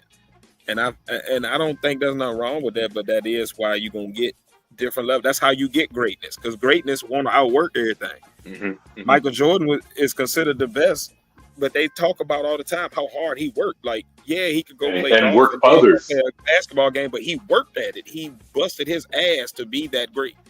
And he was cool with being there earlier than you and staying later than you every day, and he didn't mind. Some people like that bring the game up. People like that bring the game, the whole league up. Cool with just being good, and that's okay too. Otherwise, you wouldn't have great. Because if everybody busted their ass for great, at some point we ain't got great no more. It's just everybody's the same. So some people don't make it to 50, man. True. Some people stopped at 10 because hey, I ain't got but 10 people listening. All right, well, you either gonna push past them first 10 and get to 100, or you gonna say goodbye. And see, you an example of exactly what we're talking about. Brother of a certain age told me 7 is the number. The 7, the average number that if you're not going to do it after 7, a lot of people start tapping out after 7. I would drop that at 5. At 5 was when we first had our first conversation. We really wanted to do it. I'm serious. Because at 5, because I'm gonna tell you what happens, man. It's the same thing most creatives go through. You have this idea, you think it's gonna be so great, and in your head it is great because it's what you want. And then you put it out to the masses and you realize, oh, the masses don't really want this. Oh shit. And then your ego gets hurt. So you got to check yourself and question, like, did I do this because I wanted the people, or did I do this because I wanted to do it? And then that's when you usually make your decision and you decide if you're going to push. And it's the same thing with the NBA. It's like, did I do this because I wanted to take care of my kids and my family at home, or did I do this because I wanted to be great at this? And if I just wanted to take care of my kids, once I get that first contract, shit, I'm straight. We'll figure out how to live off this for the rest of my life. And then you got them other kind of people like Kobe that's like, hey, I'm not the highest jumper, the best handler, the best shooter, none of that. But I guarantee you by the time I'm done, y'all gonna have to put me in the top 3, 4. Word. Yeah. And it's just a difference, man. And that's why I say, man, keep going, because most people do quit. What if in 10 years you're at 1 million subs and now this is the way you retire? I can't picture anything I'd be doing but much you gotta differently think, on like, this shit. Most people, like, you gotta believe it. And like, even if it don't get there, think about the 20 to 30 people every week you might end up helping just because they looking forward to your shit. And that's how I look at it. Like, it only be like 40 people every week that see our shit. That's our average view count. Yeah. People came and they did some and they interacted, or they watched and they left a comment, or they just sat there and listened, and it did something for them for that time. So I do. That's the good in the world. You know, that might have been somebody's stress relief that kept them from jumping off the bridge that night. Because they heard last call talking, and they got a good laugh off of something you and Josephine said, and now life ain't so bad no more. Maybe, you know. Yeah, that's good all the way around. It's good all the way around. And one thing you got to do, you could do all the extras, right? You could do all the, like we say, Information Man or Lennon. Like, those guys are just on a different. That's elite. Yeah, we're talking Jordan level there. That's elite. So I know and I see what the differences are between, you know, what's going to raise you a little bit. So it's all whatever. If you're going to invest in that time and that energy to do that, you really got to be. I'm not a social media dude, so that kind of puts me back in a way where I'm just not connected like that, I feel. You know? No, using the NBA analogy, Information Man and Lennon and all of them. Now you're talking about the LeBrons and the Stephs of the game, right? Oh yeah. But we still need them Sean Livingstons and the Mario Chalmers to play 10, 11, 12 years in the league and still be like integral parts to the culture and the development of the game. So it's like, you know, everybody ain't gonna be the top, but you are necessary, or people wouldn't be continuing to subscribe. You would have been stuck at 2 or 3 or however many of us followed you from the second. You feel me? Like, you here for a reason. Keep going, man. I know from nothing else, me, E-Man, Steph, Joe, we showing up. A brother of a certain age, we coming because we want to hear what you got to say this week. Yeah, man, we got to show up. Yeah. And we all, the network we got, showing up on panels, it's just what people do. And just to be in the chat to say, hey, what's up? I'm here, man. I just need you to keep going, last call. I really do. Like, it's cool when I get, y'all don't know if you know how excited I get when I see you or a brother of a certain age or Joe pop up on something and got a live going or something like that. Shit bring me joy. And then y'all always have something good to talk about. Like, if nothing else to keep me inspired, like, keep going, man. Because shit, we don't be talking about shit sometimes. So I need these little extra outlets to get a little word for the week, a little wisdom. Yeah, man, it is nice to when you see who's on, who's got the lives on, a couple people, because like you guys, okay, we might be tied in this. Like I should say, it takes a lot for me to tap in and watch what you're doing and be a little bit interested in stuff like that. So there's so few of those people. So that even those days when you're like, I think you guys did a Sunday live. I was like, oh, where are these guys? I appreciate Like, it. how dare they not come on? And then you put the thing on Sunday. I'm like, yeah, all right, do that this We week. try not to miss a week, man. Even if we gotta send just 2, we try to make it. If at least 2 of us are able to make it, we coming. We're gonna give you some. But again, man, it just go back to like I said with you, like it's we look at stuff like that, like, all right, what if Last Call was actually looking forward to this conversation? What if he read our little Wow. description and was like, damn, I wanted to talk about that this week. Now we've deprived him because we being selfish.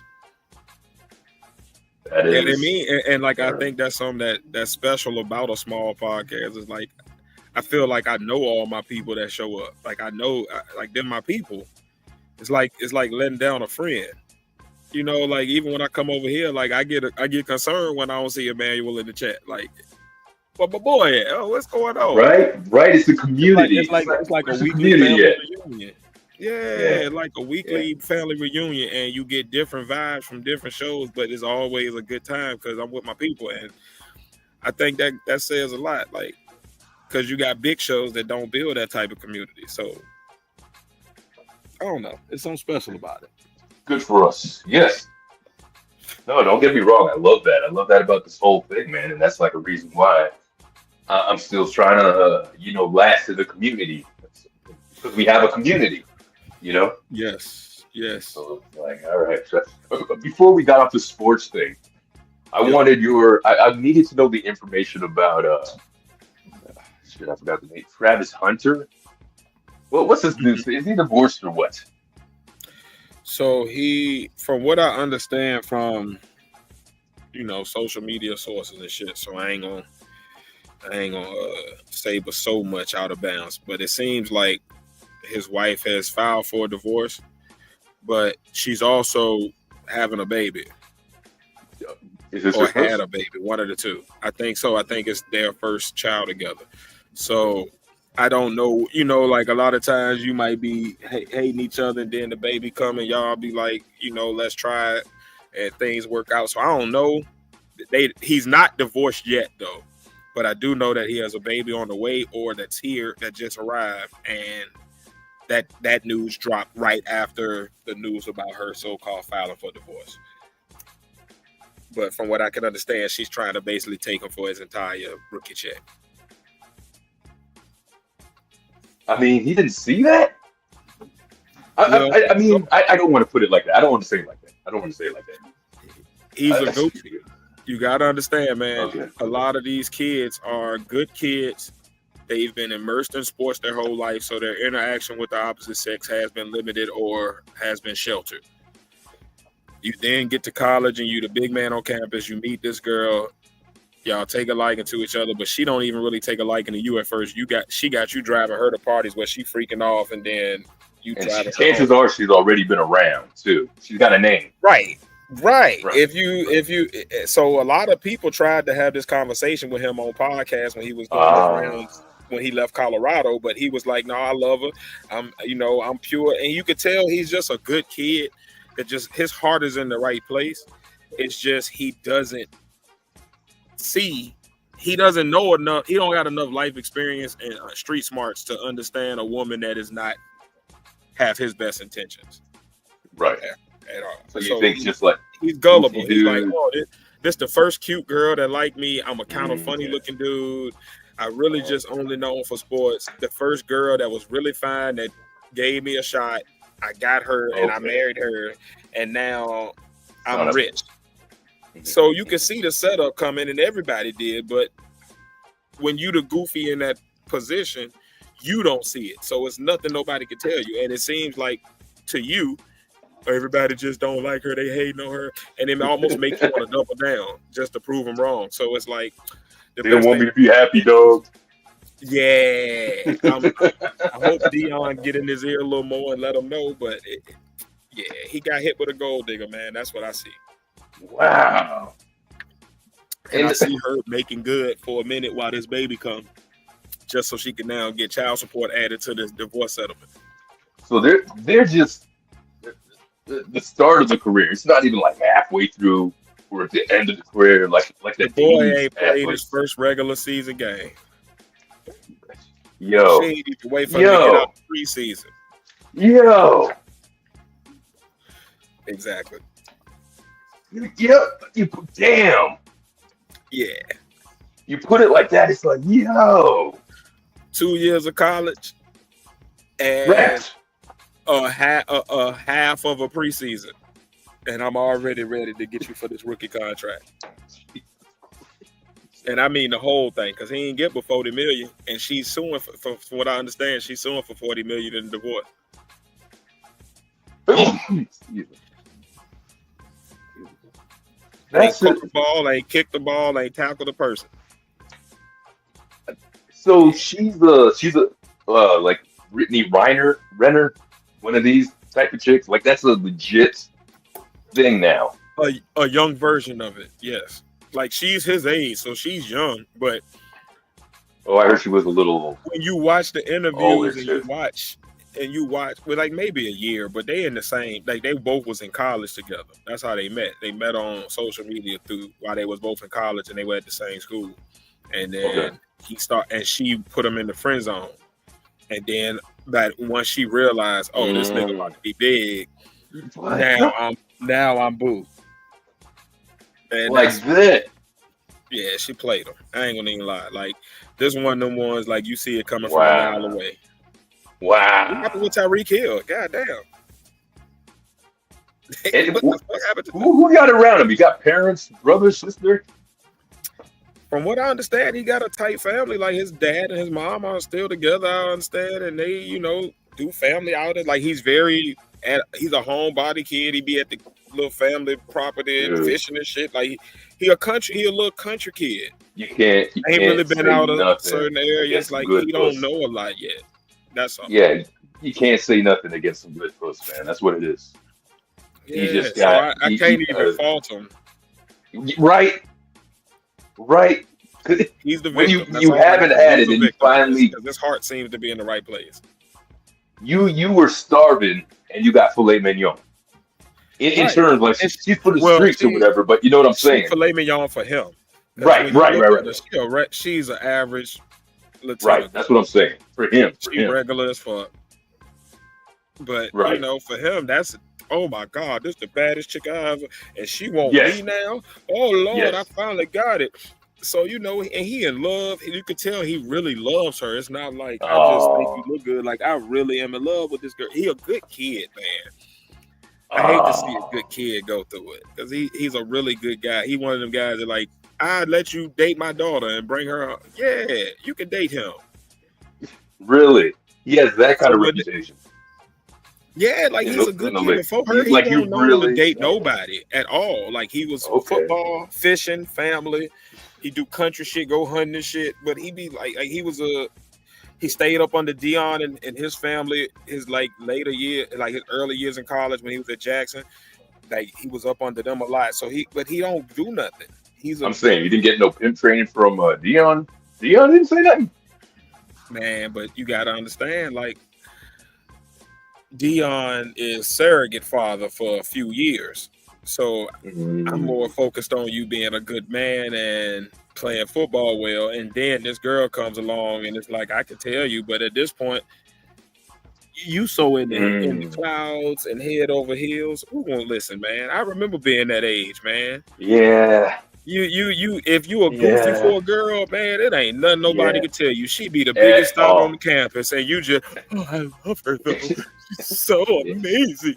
And you know, so it's like you gotta live and learn with some shit. It's just sad because he's living and learning with $40 million in the balance. I know I don't get all college students. I know I don't get all down and dirty on this channel. I mean, sometimes I do, but just an offside note, like only God can make whatever the chemistry is between a woman and a man's private parts to feel just scientifically perfect, like this heavenly, even. Yeah. Like that. If you haven't had that, and you're in your league, you're feeling yourself, you're getting success. Here comes this chick. Yes. You really think that's love, dude? Man, what? I'm giving You it really all. can't say Give shit. it all. Listen, you know what's funny? Because I was just telling my boy the story the other day too. Yeah, fuck going through everything that he just went and gotten that and being basically pussy whipped and stuff. Try pulling your homeboy drunk from a club off some chick that's just like, ugh, dude, you shouldn't be dealing with that. Yes, but right now she is the most beautiful thing ever, and she done said the right things on these last 2 songs. And damn it, I don't care what you said. Me and her going home. Now, when I wake up in the morning, I'm gonna call you and be like, "Damn, why you didn't say something?" I did. I got that a couple weekends told ago. you. That's exactly what I'm saying. I got that, but you know what I got at the time? I was like, yo, it's time to go. You know what? You know what my boy said to me? You're jealous, man. You're jealous.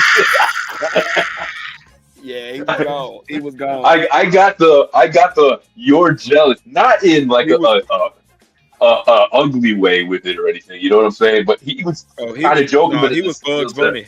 He was Bugs Bunny with the hard eyes and the back end raising. You're jealous, man. He just floating. Oh, this is my wife. How dare you look at her? And this is a true story. You know what I did that I didn't even realize? One of those things that you need to do on the inside, but it came out on the outside. So I see him grinding up on her and everything. So we finally make eye contact. I look at him. I'm like, really, dude? She gets annoyed. She's like, really? She's in my face. I wish I could show you physically what she was doing. She caught the eye contact. Oh, she caught it. Really? Because she heard me when I go, really? Like sarcastically. But I wasn't even thinking like that. I was like, dude, like, we just got to go.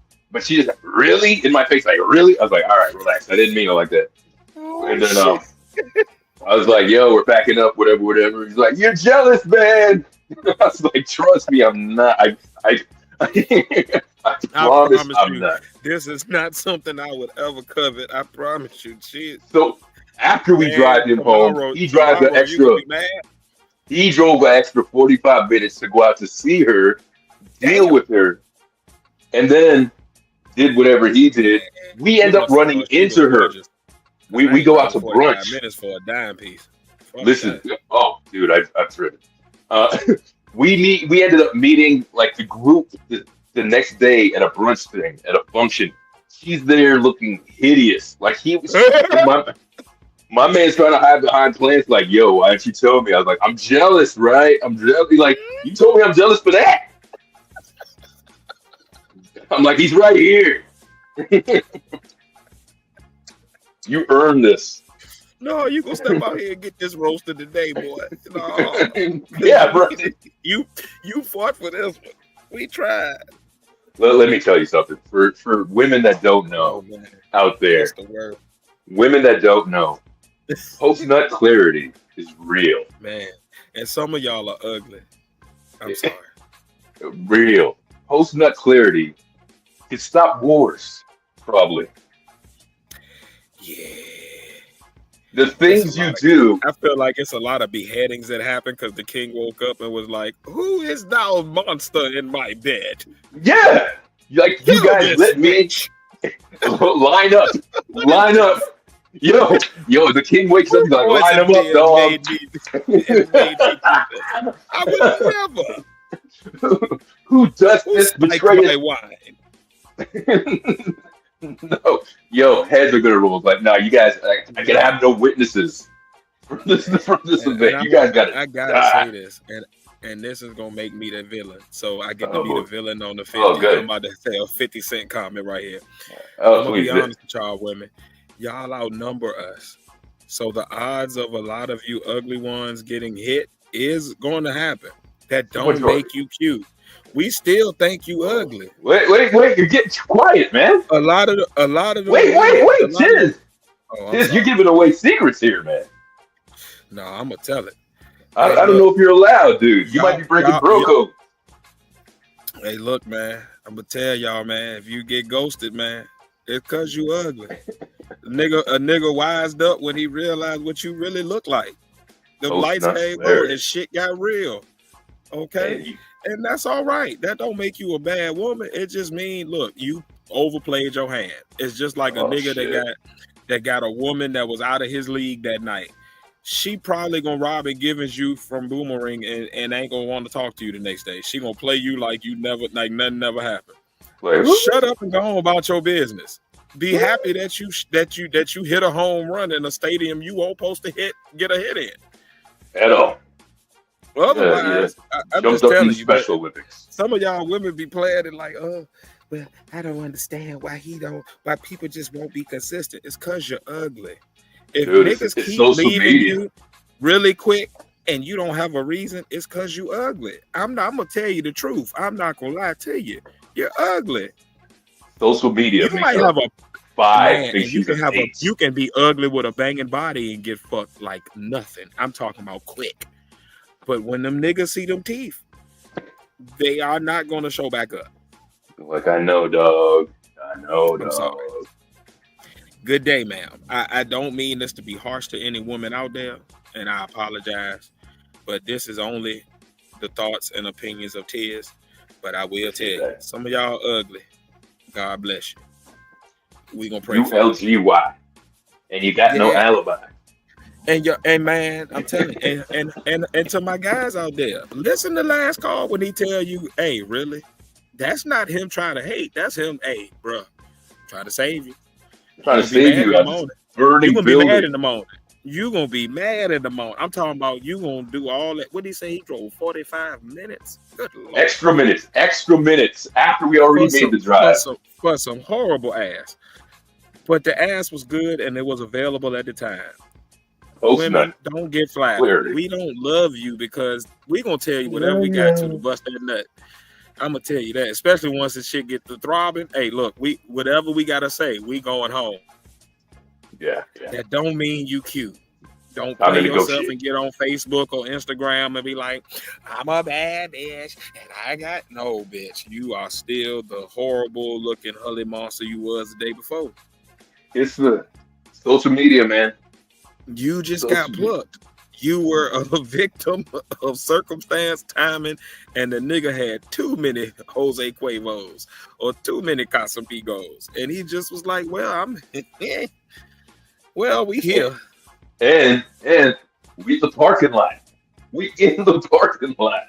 Hey, look, I'm going to tell you, because I don't know why old boy drove 45 minutes. I'm sealing the deal right there in the parking lot. We fucking in front of security. Oh, wow. I would not waste that gas for this. Even on the drunk, I know, hey, this is not the 45 minutes worthy. That ain't the one. No, we gonna hit you in the back seat real quick. I rode a motorcycle for maybe close to 3 hours to get where I was going at one time. So, hold on, you said a motorcycle for 3 hours? Yeah. Nigga, you could have picked a one-way trip. For all that. That was a one-way trip. God and, damn. It was working. What? Okay, I was about to say, was this one of the ones where you woke up the next day like, okay, I'll drive this 3 hours again? Let me tell you something. There was no waking up. Like, there was no waking up, dude. Oh, damn. Good night. Oh, she put your ass in a coma. Oh, shit. And she was down with it. There's just stuff in there. You had that sunshine, baby. I can't even tell you. I ain't coming home no more. Put your mother You know when you're doing, I don't want to get into the whole conversation, but you know when you're doing shit's good, and then you just throw out all the ambitions and like what's his name? Like Eddie Murphy says, like you are fucking. These are your fuck years. Like you are doing that, and then they do something to sort of like bring the level up, and you're like, look at this bitch. Like she's down. Like she was one of those. Oh shit, you had one. You know what I'm talking about. You had yeah. I'm going to see one next Sunday. Like dead presidents. When the Anthony character Lorenz Tate is like, he wants to know that if he fuck Cuddy, and then she's like, you want to know if we fuck? In his face, we fuck. I'm talking about dug my shit out, had me folded up like one of them chairs them dudes beat them dudes with on the damn folded. You hear me? Balled up. Talking about knees and cheeks. Knees and cheeks. Holy shit, man. Cuddy was coming down there with that damn lollipop, knocking the bottom out that shit. and drop it off. Emmanuel talking about me. That must be some Hall of Fame. Hey, look, we all got them ones. That's like, let me tell you, that was platinum. Let me put it to you this way. Well, I don't even want to get into it, but yeah. It was a Hall of Famer, dude. It was a Hall of Famer. And I was pretty stupid playing it right now, so I'm gonna try to be respectful, but I understand because I got one that back in 03, 04 to this day, I'll drop everything at the drop of a dime if she called me today. I swear to God, let her ever leave her husband. I swear to God. Where you want me to meet you at? Hello, I'm on the way. You ain't gotta already be divorced. Just be separated. Just be like, I'm single for the day. I'm on the way. I'm on the way. I'll catch a one-way flight and hitchhike back, but I'm coming. I swear to God. Oh my God. Remember that song from the Dog Pound? You got some bomb, man. Ooh, yes. You got the bomb. Make you write a song about it. Make all corrupt and dance. I'm about to, we about to drop some bars about this. This is amazing. Hell, yeah. Hell. I ain't never trying to see what that mean like. Trying to get a little. And you know what's sad? This is like the worst part about being a guy. What guys got to go through is doing dumb shit because they're dicks. Yeah. You don't have to bleed. You don't have to do nothing else. Like, this is as tough as it gets. Not sticking it in dumb shit. But it is tough because just like it don't bleed, right? But our mistakes will change our lives and the woman's lives we with and the kids' lives. This is true. So it's like it's still a lot of shit that come with that because it's like, damn, we all great power. We have to regulate that shit, and y'all mad at us about it, but it's literally biologic what our body is telling us to do. Go hunch her. Great power. And we fight that on a daily basis. No, I'm gonna go ahead. Everywhere. I'm gonna leave. What do they say? I ain't gonna say nothing to her. They say average man thinks about sex every 7 seconds. I believe it. That sounds accurate. I believe it. And that's no matter where you gotta turn that shit down in a day to get to the point of being faithful. So women out there, when you got a man that's faithful, shut up and cook that nigga a meal and suck his dick. I'm talking being at the drive-thru too long. Do you know the battles he has fought with himself throughout the day to get home to you unscathed?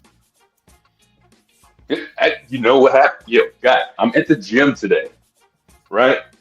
I'm by one of the machines. Normally, I don't fuck with people at the gym. I just mind my business and go out. But this chick was at the drinking gym. water. I mean, I know what she got. She got on some shit.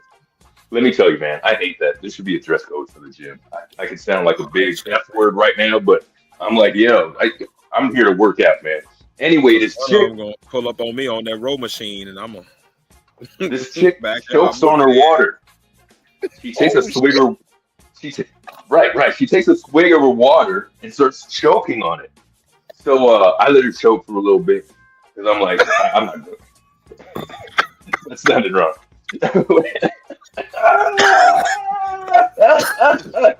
Yo, that's the funniest statement I've heard in a good time. I hesitated. I let her choke for a little bit. I did. I hesitated. Whatever. So she's coughing her brand out. I let her die for like 3 seconds. I really grasp for air.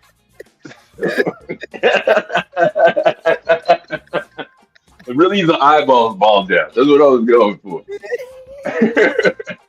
So finally, I make my way over there, and I decide, I'm gonna hit her on the back, like one of those heavy.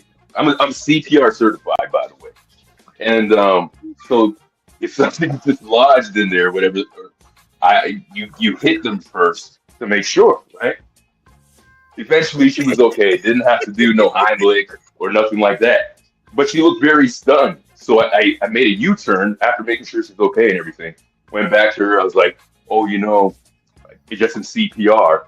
That's the first thing you do. Like, I should have asked for your consent, but obviously you couldn't talk. So you do that first. Otherwise, the Heimlich is the next thing. This chick says to me, oh, so I missed out on the Heimlich? Oh, shit. Oh, she trying to fuck. Yeah, after she just nearly Yeah, she choked to wanted death. she wanted you to put a little something behind her real quick. Dick was so on her brain. She just Hey. almost died like a fraction of a second ago. So You're what I'm such a good, explaining you're this such shit. a good man. I would have fucked her half dead ass. But if she looked a little, if she had a couple other things happen, I would have considered. But because it was the type I could have passed away and continued with my workout, I was like, yeah, all right, that's cute. This is Glad you're alive. this is not a 35-minute, 40-minute drive. I got you. No, yes, thank you. I got you. I got you. I got you, Sailor. I was glad you didn't need the Heimlich. Thank you. I Thank ain't you. want Yeah. to put the soft bitch in.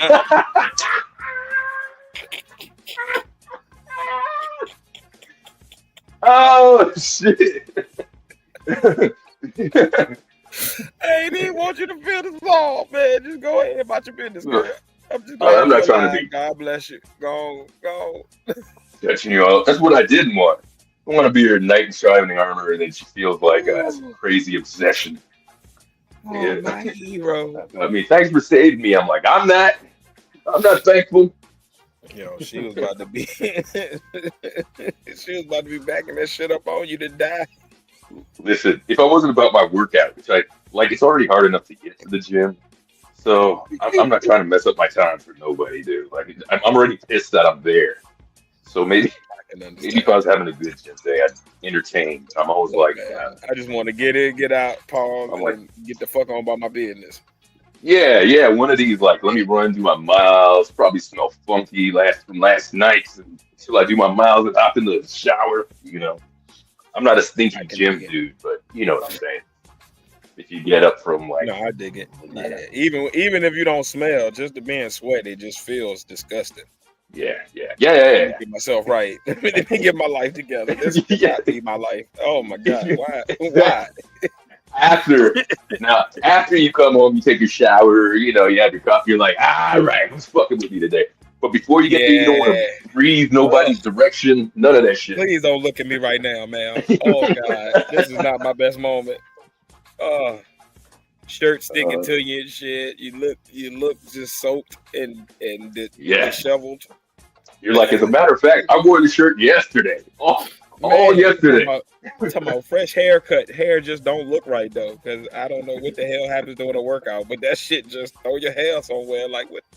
I just left the barbershop before I came here. Why is this like this? Dude, Yeah. that's another thing that bothers me.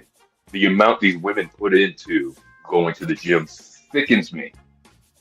It's like that in the club Instagram. is the same effort. Look, it's for the Instagram, man. Because they not coming to get fit. They coming to get a follower. It's a different objective. Dude, We they coming in barely. there with some bullshit on. They coming in there with Yeah, the best yeah. Lululemon has to offer, Yeah. and they freshest sneakers, and they gonna have their camera set up, and they gonna jog lightly and get a little glisten. They're gonna glisten. That's it. Yeah, and That's as far as they that's gonna do go. like 3 reps of something and get on. Like, they just in there for followers. They just want somebody to see Bullshit. them in some tight shit. But I like it, because I'm gonna tell you, I'm that nigga I at the know. gym that, you know what, you I know. came in here to get fucked. I'm gonna make sure you get fucked. Don't worry about it. Before you leave, I got you. I'm gonna drop the dick raw right up in that Lululemon. No, dude, Uh-huh. don't waste my time. Finish your stupid shit on the bench before I get there. Otherwise, we're gonna have words. You're not working into my sets because you're not a serious person at the gym. So Just come to my get the gym. fuck out of here. Come to my gym, ladies. Look, last call has a lot more restraint than I have. Come on to my gym, ladies, because I have been in a relationship for 17 years. So now that I'm Darn. single, I am out here. I will drop dick off in you. Don't play with me. Yeah, dude, that's Come just right it. on over. Fuck, Hey, look, fuck up for scissors all workout. y'all that's tired of niggas not coming up behind you at the gym, not walking behind you on the treadmill, not hunching you on the row machine. Come on to death row. I got you. You're an idiot. I got you. You Gonna stupid. send you home with them Lululemons loaded. I got you. Gonna drop it off right there for you. UPS. You got these guys interrupting your videos, dancing. What can Brown do for you today? I got you. I got you. Hey, whatever last call I want, you come on over here to my gym. Dude, I'm about my business in the gym. Get out of my way, man. Hey, after them 3 Man reps, at work. I got you. I'm gonna do my workout and then I'm gonna take you on home. Good day. I said good day in Willie Walker's words. That is hilarious, man. It's just annoying. Get out of the damn way. Yeah. No, they do be in the way though. In the fucking way. I can't stand what the gym is now, Yeah. dude. I'm trying Everybody to do my looks like squats. This bitch just standing there, pulling up her yoga pants 13 times. How do you not look? One rep. Move. How do you not look? It looks so amazing, dude. Some people don't even have to be in the gym. Man, They're dressed like a Marvel character, dude. They're dressed like told me to look. sexy The girls that came Storm. to work out, they look crazy. They look horrible in the gym. They fine, but they look horrible. You hardly can't see look those. dolled up like you going to Magic City Monday. Okay, I got you. Don't say less. I'm gonna give you all that. It's really because of the way that they make the clothes now. Because of the way they make the clothes now, it looks fucking amazing. It do though. It's a lot. They got this one that don't really got ass. But Helps it. them damn TikTok leggings be making ass out of nothing. Oh, sweet Jesus. Or the opposite. Or it takes a huge fat person, and squishes them into a formidable. I ain't gonna lie to y'all. I ain't about to do the fluffy. You know that's gonna jump out like an inflatable raft overboard. Hey, y'all go ahead and counsel me because of this one. I don't want no chubby. I do the husky. You a little chunky. What's the difference between a husky and chubby, by the way? Okay, so fluffy and chubby is like you got big rolls. Husky is like you got a shape to you. You just thick as fuck. Like everything big, thighs big, hips big, but it's all proportioned. Husky's a tough one to put on a woman. But when you got booty do, nah, baby. Booty do. I don't care how you tuck that in the front of the tights. I see it coming out the back of the tights, and I know that ain't ass. That is side meat, and I see it protruding back there, and I'm not about to go for it. I'm good. Good day, man. Like hey, look, man. I'm an old school assologist. I know exactly what that ass look like outside the gym. I'm talking about the naked tip. You could be bony as fuck, and I know. Oh no, because the way her hips ratioed, we gonna have a good time. Oh no, that ain't it. Oh no, she bloated. That's a lot of water weight. We're gonna get a lot of we're gonna have to move some shit around to get to certain parts. And I like curves, man. Yeah. A little chubs is all right, but curves. Not lumps.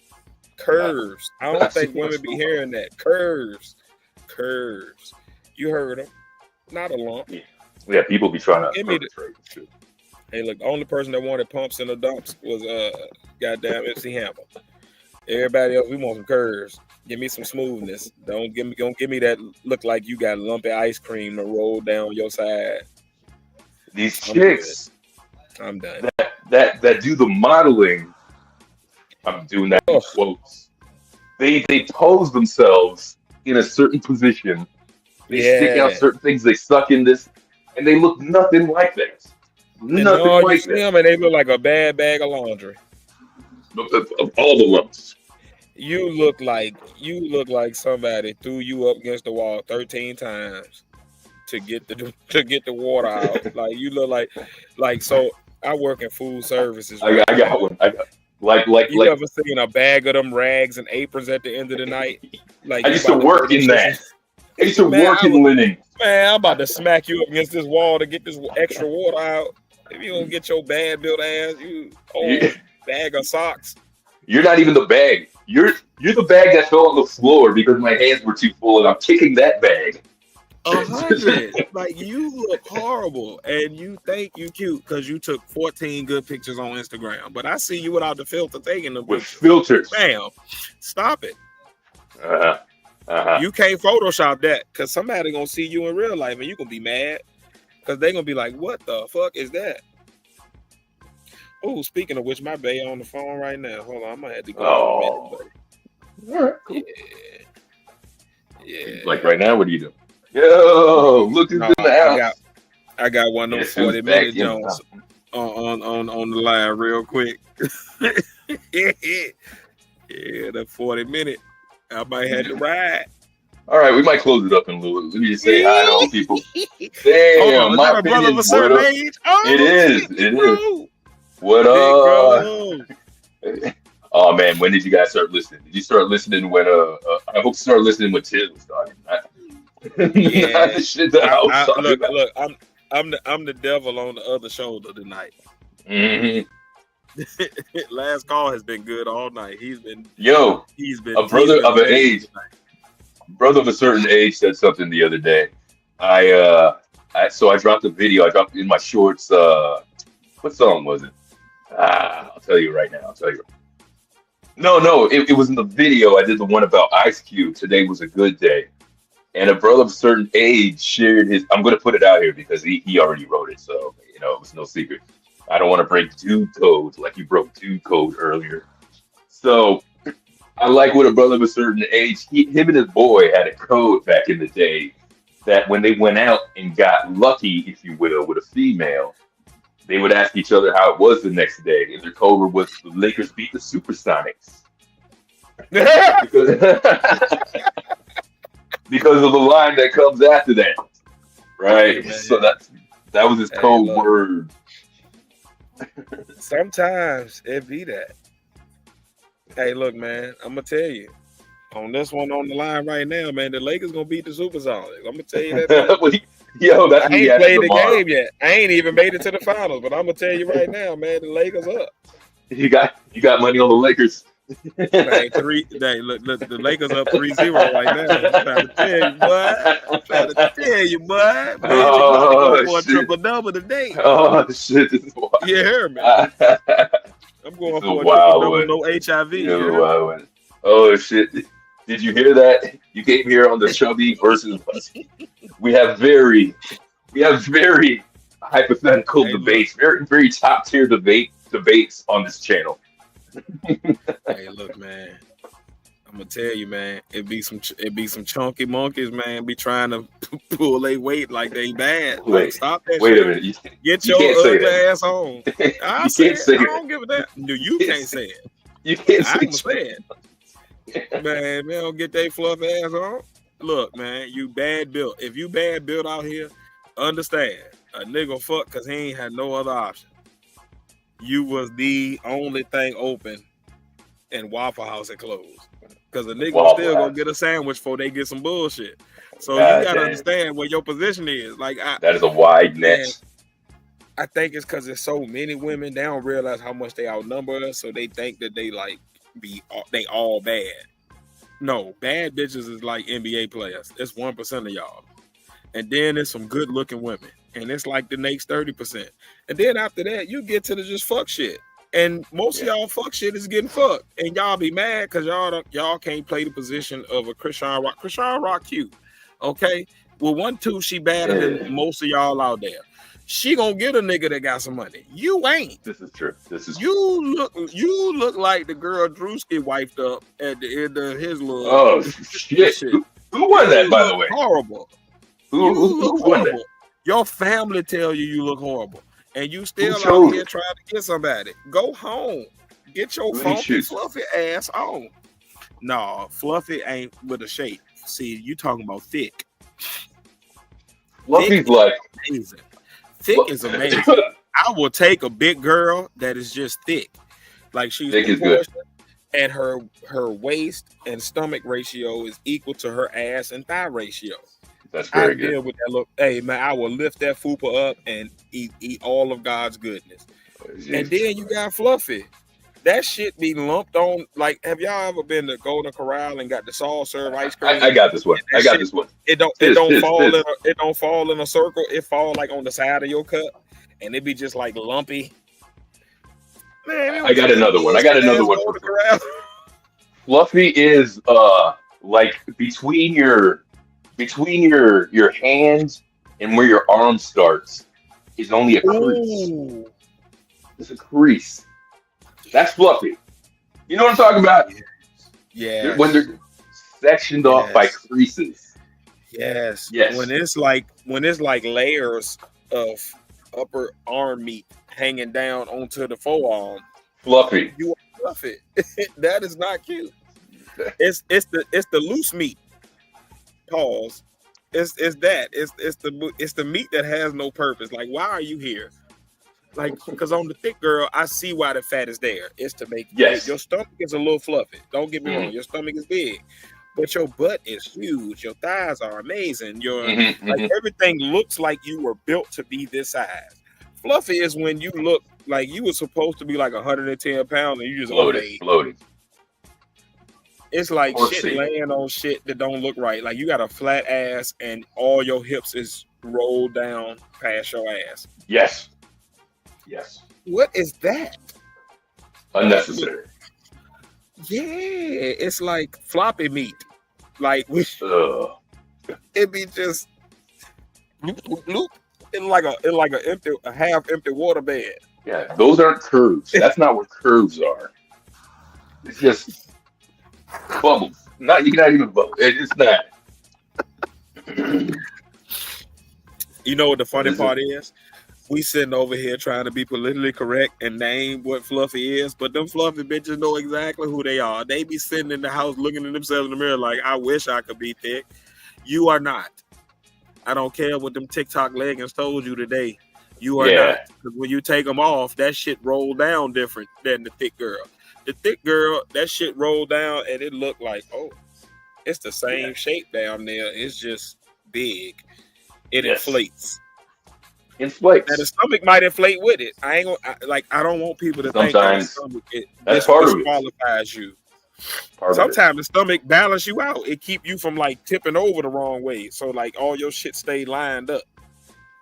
But Hey, nobody's seeing that stomach on all fours. You know what I'm Fupa saying? hey, look, man, Fupa does not excuse Fluffy. You fluffy ass Fluffy. You hully monster. You disgrace to all of us. Because again, dad bods can get it, but a fluffy nigga ain't cute. If you got bigger titties than your girl, something wrong. I don't care how I let myself go. Well, you should have picked it up because you let it go too long. Maybe you should Long have stopped. time. Because now you look crazy. you look like you trans in the body. Oh shit! I'm Went sorry. trans on them, son. I'm going home. I'm sorry. I'm sorry. You know what? Just on the trans thing. You know which ones look Shoe more came out. tranny than ever? The ones that look are the ones that do it up too much with fucking just Man. crazy makeup, the eye shit, the eye It's brows RuPaul and the Drag Race. lashes, fucking baby I hair know like you a my- motherfucker. Hey, my nigga, stop. I see you, my nigga. I know that's you. Dude, get the fuck out of there, man. You What are ain't fooling doing? nobody. Like, nigga, your Adam's apple look crazy. Oh, I'm not even getting that close. Nigga, you look like you swallowed a whole bottle of goddamn frozen peanut butter. It's just a lump What? in your throat permanently. Fucking What 5 the o'clock fuck shadow. is going What are you on? doing? What are you We're doing? done with this. We're done with today. You know what? Get your ass home. You go stand with the fluffy bitches because you in denial. Oh, far away. We Far see away. you. Like, I think people forget that we see them. Who is down my opinion? I feel like I know that person, but they just You under a do. different name. It'd be I so many think- different names in here, but you here, I know you. think I mostly see her in Propane's chat. It's probably Oh, propane Oaklane. Propane Let's- Oakland. the sector rapper of the sector rapper du jour. Yeah. He did one. My Well, I God, think he just my released God. a CD not too long ago. But I mean, Salute to most him, of it was man. pretty good. He is But there was funny, this man. one track. He's good He is piece. funny, man. I don't always know what he talking about, but you want to tell me somebody make me laugh. Oh man, yeah. He's a good dude, man. Yeah, shout out to Propane Oaklane, man. Shout out to the Wolf. Yeah, he had a track that I was just Teresa. loving. I don't know I no can't remember Teresa. too much about it now, but But God bless you, Teresa. I don't know. her real Teresa. name? Yeah, I don't know no Teresas. The Teresa I know is a cute girl from my high school. Why back are in you 01 just when I giving out graduated. information? I think graduated the year before me, so I don't think that's the Teresa I know. She's the HR. Oh shit! Let me get on my P's and Q's. I'm Oh sorry. shit! I'm sorry Are for we- any comments that went against HR regulations. My bad, Are we going up because I know I was niggerish. a little bit? Don't Little blame last call for it. No, this is my 50th show. It's not my fault. Oh, hey, honey. Oh shit. So am I like the country. She got some country sensibilities. So am I, darling. Hey, honey. Yeah, that's some country shit right there. I can hear the accent. hospitality. Yeah. That's I don't know if she's from the South or the Southwest, but she definitely got some country, some cowgirl sensibility to her. I like it. Thank you for. And she says we got to check out posting or something that she made, right? What's she saying? Whoops, that's not the one. You got something for that pooper? No, that pooper, hey, we like, hey, and we don't give a damn, girl. We got a little pooper. Yeah. What is? Oh Eat man, that shit like a chalupa. We don't give a damn about no fupas. Fupas All is right. never a problem. Oh, this is it. No. Gotta check out my she wall. don't. Krishan Rock is a cute girl. She just has Man. morals and values. She's not an ugly girl. I don't care what y'all say. Y'all would take her home, especially when she still had the tooth. Man, I ain't about to play this game. Especially when she still had the tooth. Yeah, all right, Did man. you Look, just hear she's not an ugly woman though. She's not Like, ugly. even with the tooth gone, she's not ugly. She just has ugly everything else. So it make you as a man be like, oh fuck you. Yeah, like Yeah, acting like that. It gets disgusting. But if you just saw her looks and had no pre information, like she bad most dudes. She's a It cute girl. was the drugs and all that shit, the life she was living that was fucking her up. Yeah, she was. Yeah, She she was even going wrong. I remember when she was back on American Ninja Warrior or some shit, and she was doing like a little. Yeah, she was an athlete before that. What? She was a track athlete, and she was like on American Ninja Warrior or some one of them shows where you do like obstacle courses, like grown up obstacle courses. And Holy she won shit, I that. didn't know that. That's how she originally got on, and then she went to the Blueface house, and then she got famous. Oh, she got fucked. Yeah. But she was like an American, like an American level athlete. Like she was a beast. Wow. Yeah, like she wasn't no slack girl. She could have wrote her own ticket. She just met Blueface and was Yeah. like, "This is where I'm going." Oh, he Bobby Browned her, yo. He Travis Hunter her shit. Bobby But Brown. you was at your weekends. Bobby and you Brown held with down, me. bitch. God damn. Yeah. Oh, that's sad, But man. she was a normal high school girl before that. Like I remember she was like a beast at track. Track was her shit. And Like then Sasha she was on like Thunberg. American Ninja Warrior season, and then she was on the Blueface shit. And then that's when she lost the tooth because she got to fighting with somebody and lost the tooth, and she just kept it out because it became like her Jesus. calling card. Wow. Yeah. That is a real life Sasha Thunberg from the Outcast. Yeah. Yeah. She was like an actual like dope human being before we knew her. Oh, I feel sad hearing that, man.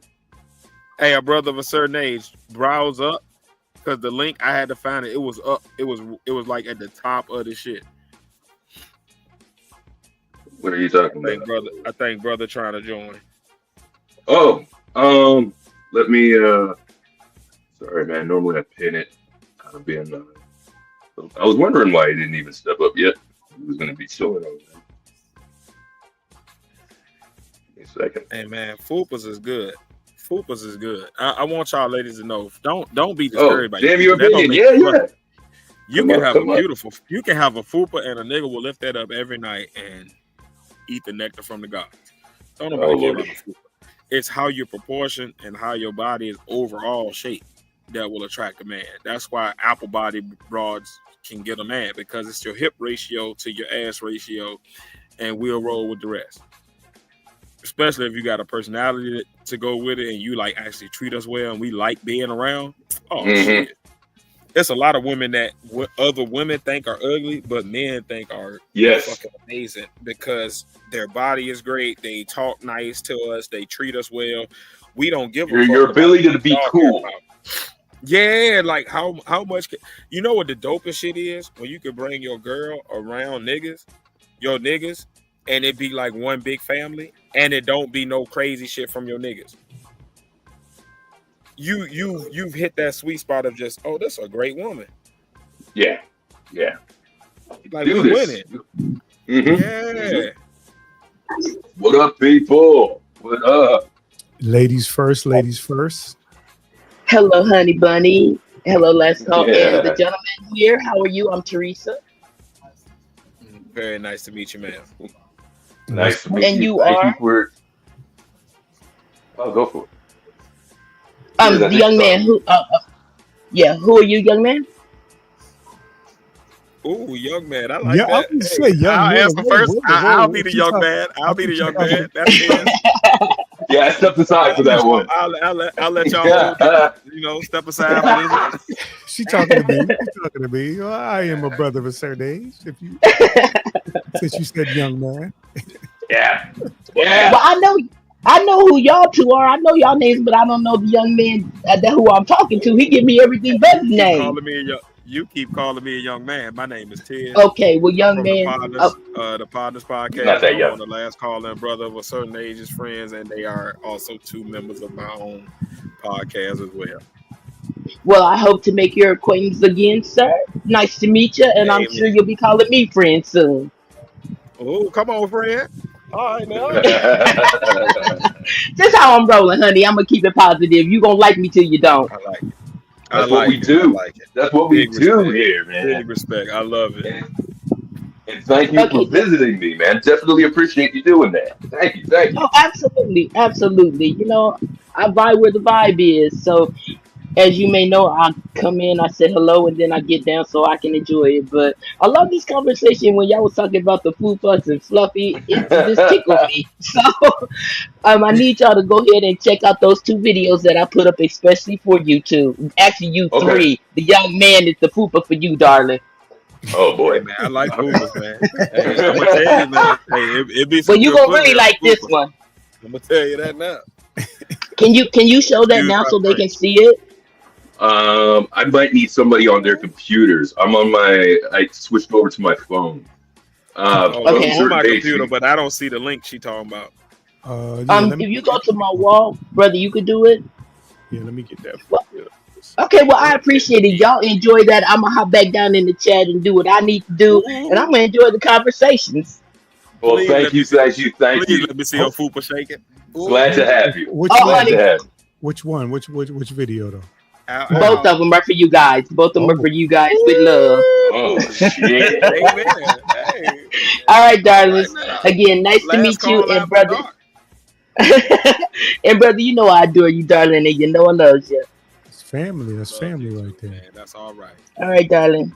That's well. All right. Thank you for stopping by. You have a Hey, good look, night, and thanks for listening. E-Man say he trying to see the Fupa too. Did he say that? No, he didn't. What did he say? All right. Well, Hold on. E-Man say, oh, look, I'm trying to see the Fupa for the video too. Where the Fupa at? oh no. That's one thing.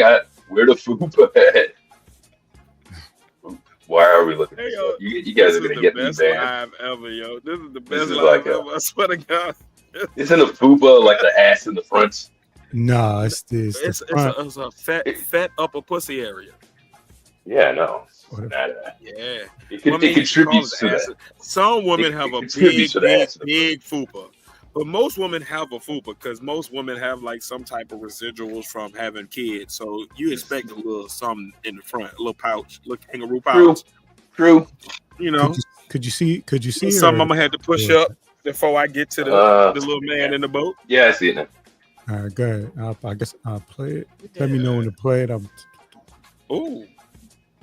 I don't Somebody know Go who for that is, but on damn. Twitter was Uh-oh. talking about fupas, I know where this is and going. I'm gonna need y'all to leave us alone. No, come Okay. here, girl. Your daddy like it, your mama like it. Yeah, we do. Somebody likes this fupa. I'm right here. Can't wait to have this fupa. I mean that. All of Wait, it. she's calling that a pooper?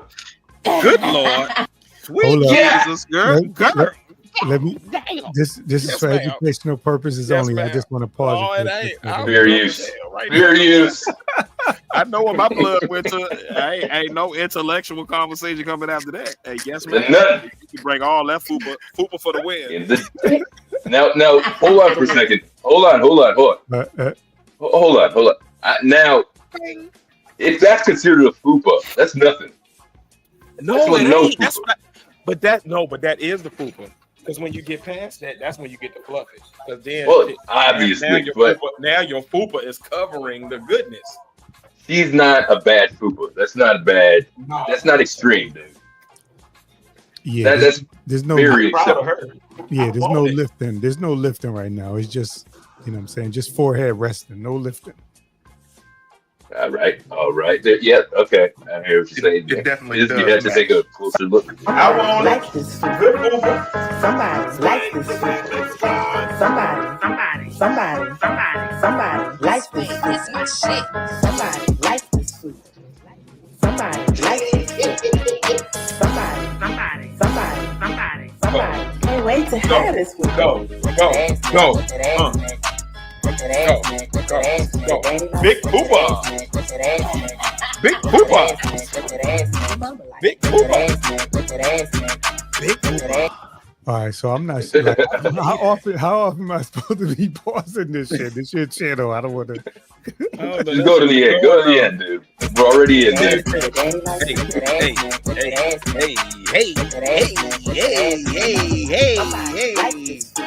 She's sticking it out though.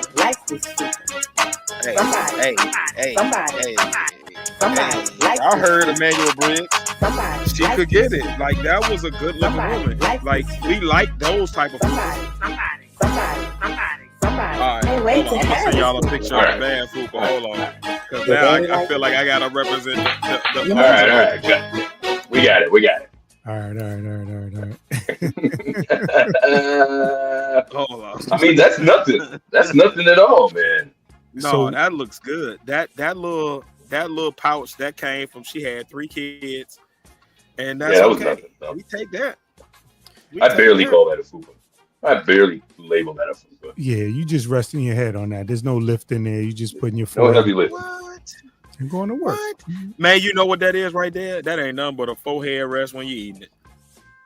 Oh Lord. It's just enough. It's just enough padding for your forehead to go right there, and your everything else is right lined up. That's that. It's when That's you sounds gotta a little head lift rest. and extend. It's when you gotta treat the front like the back, and you gotta lift and open. It's a Yeah, problem. what we just saw when you was- need the jaws of life. Yeah, get your Yeah. big ass out of here, man. Yeah, that was like Get that your was bad built ass. that was like the VR head, the VR eye things you put on you. You know what I'm saying? You just resting your head on there, and you get the Yeah, it's like a little pad down. You're comfortable. It's ergonomic. damn ergonomic. Teach that. It's built for you to be right in the correct alignment for everything to be. You know, you ain't gonna strain nothing or nothing. Everything will be right there. Right You're there. good. You're good to go. It is Neck- built in the natural movement of your neck and head movements. It's when you gotta I gotta turn my head to the side to get up under here. Can you move this curtain? Yeah, I need a couple of snorts. What is and a all couple of this that's dangling down? Like when it's Uh. it's like a let down umbrella. Went down on drugs. and you move around the bottoms of that shit trying to get to it. Like, get this shit out of here, man. Why You is this? like your little tent just collapsed on your head, and you trying Man, come on. Trying to juggle Get it. this floppy ass shit. Look, man, ain't nobody been in the floppy shit since floppy disk back in the old Apple 2E. Don't nobody want that shit no more. you got mail. Yeah, I need some a little bit more built for my pleasure. That is funny. Hey, That is listen, man, No. listen.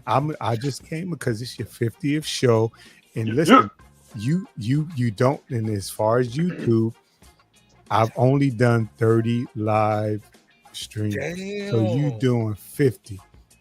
damn. And so let me just drop that flex bomb for you.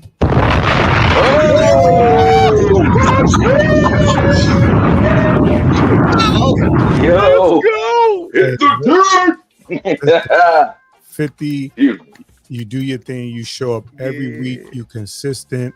Yes, sir. And you enjoy doing it. So that's the most I do. important thing. You enjoy doing it. You can tell it's well thought out. And you're not worried about who's here and who's not here. You just doing what you do. And I appreciate it. I'm just going to tell you 50 Oh, is man. good. Just keep on doing Oh, what man. you're doing, man. I had to get up here. The link wasn't pinned. You got the 50th show. I'm like, why this dude got his 50th show? He don't got the link pinned. That's what I did. That's what I did. People can't just come up and just tap the even the weirdos, right? You know, Tiz, you know, you get the weird, even the He weirdos. sure No, does. he don't want the weirdos on the 50th. No. No, I don't want it. No. Shut it down. Y'all remember what stopped the random let ups? Y'all. Yeah, No. I'm saying though, again, like I told the Tiz and them, who's is 206 episodes, Yeah, which is crazy. yeah. It is. It is. Like I told them when they went 200, people quit after 7. After Yeah. 7, think about that. Yes, sir. 7 episodes, they go, nobody's listening. I'm not getting a return on my investment. I'm Yeah, shutting yeah. it down. To do 50, to do 206. This is, you know what I'm saying? It's a big deal. And I know for, we small channels or whatever, but fuck that. You know what I'm saying? You doing it, to me, it's a big deal. And like I said, Oh, man. I've been doing it longer than you, and I got 30 live streams. You got 50. That's crazy. You know what I'm saying? So Appreciate I it. just wanted to come up So here. now you got to get to your 50th, a brother of a certain age. He drops videos and stuff It's time too. for you to though. get more But- active, but- man. Like, Yeah, I got to get more active. I got some things like Look, in the man, tuck. you can count your podcast if you got like a 10-minute thought on something. Oh, but I got While you like I riding to got, work. I got other Yeah, stuff that I did that was uploads that was pre-recorded, but I don't count that. I'm saying like since I've been on YouTube live streaming, that's a Thank separate you, sir. entity. No, This is you got to separate. count it because you know some of our podcasts won't live stream. Yeah. 100 and some of them weren't. So you got to count Yeah, what you've done. Count your And- work, not what the medium. And listen, for me on my channel, we gotta link up. The partners, last call. We gotta do one big show. We just gotta come up with a topic and I love it. and knock that out the park. You know, I'm gonna have y'all on. Y'all dudes, again, I'm gonna tell this old boring story. These dudes gave me 5-6 hours at a time for nothing. And so Yeah. we're gonna appreciate these dudes for that. So we Nah, gotta man, definitely we gotta come- appreciated you. Like you were the lookout, man. Like we ain't nobody. We just 3 niggas from Virginia, man, to be hanging. So like, but at the end of the day, man, I'm very thankful for the sector and just for y'all two brothers, man. Because like past some podcast shit, I feel like I've made 2 really good friends, and I'm thankful for that. Yeah, Because everybody don't make it to that round with people, you know what I mean? And yeah. I'm very thankful to have 2 dudes that I feel like if I really need some or if I really need some advice or hey man, talk me through this. Like I feel like I can hit one of y'all up and y'all got my back. And that's rare in life, much less online life. So I said salute this. to y'all, man. I It's said this. always I thanks. said this before. If people could have seen us chopping it up after the stream was over, they would have seen with real camaraderie and brotherhood, sisterhood too, 100. because there was a young lady there. 100. Joe was there. Yeah, Yeah, hell Joe yeah. was there too. But like Yeah, they could give have her really love. seen what it's like to, you know what I'm saying, just okay, let's talk about some things. And I always say, like Absolutely. when I used to do the recorded, edited podcast, just audio, some of the best conversations was after we said, all right, that's the end of the show. I'm gonna stop recording, because Yes, people sir. kind of got relaxed and was able to just let their hair down and just have the real conversation. But that was to me, that's a defining moment in my life. Not just, I'm talking about if people could have been there and seen that, and seen how you deal with stuff and how people are able to talk stuff out. And because we don't really see that. We don't see that in public. We see the other stuff. Yeah. And so that was one of them things that if there was a way to I'm going to recreate stuff like that in general. But anyway, we're going to link up. We're going to do a show. I don't know what we're going to talk about, but I'll send y'all I'll send y'all some stuff so that way y'all can prepare and come in there guns blazing. And, I'm an asshole, so I got to leave and say that my avatar is better than Tiz's avatar, and I am the fourth partner, brother. Oh, we already just. What a punk move! You know he was gonna. What a punk move! That dig in there. Boo! Give a brother a boo right now. Boo this man. Hey, before we continue, I didn't get a chance to respond to all the other stuff, but again, I said it at the beginning. Thank you for everybody from the start. Brother of Certain Age, I think, was on the very first podcast that we had on there as well, and just been support ever since. I think I told you last weekend on Friday, he stopped in. Sorry, in my opinion, I got to. I just mute you because there's a lot of background noise over there. Yeah, man, he stopped in when I was closing down just to say, just for the encouragement and all that. And I know they're all jokes, just beside all the jokes and stuff, that there's a real sincere support and brotherhood and sisterhood that goes along amongst us in our network as well. And that really is the reason why I come back, and I don't like to disappoint and stuff. And just a little quick of a background on there. So I said when I was going to start this about a year ago, I was going to try the live ones. I was going to try to do as regular as I can, because I think that's important to just start up so that people get to know you and you have that consistency as well. So that's why it was important for me. I think I started maybe on a Thursday, and then I went to Saturday, and then you guys switched around. You did a little switcheroo, so then it allowed me to go on Friday. Right. And then ever since that, I've been hitting the Fridays consistently. A little late today, but still got that off on a Friday. So I said, if I do that and I push myself to do one video about something relevant in the news, I could possibly, if I stick to that, I'll have something regular to do. I'll have some purpose with it. So I'll keep going on with that as well. So that's why I do it. That's how I do it, and why I've been doing it this long. And thank you, everybody, for your support. And just being kind and the encouragement with it is very important too, man. So thank you. If you've never heard me say it before, right? In my opinion, you came back. I did, because I realized this was your 50th show and I missed about 48 of them. So I'm going to come up in person and tell you congratulations. But son brought me over here on the 50th so we can continue and I can see the 51st and go on from there. Yes. Thank you so much. That is so funny. Funny. And thank you for that Booba video. I think you have led to the edification of every male in here tonight. Thank you so much. Yes. Well, I'm going to speak life into the fellas, honey, and let you know that regardless of what we look like, honey, we always got something to offer. Indeed. Yeah, that is true. Now, I will agree with that. You are 100% correct there.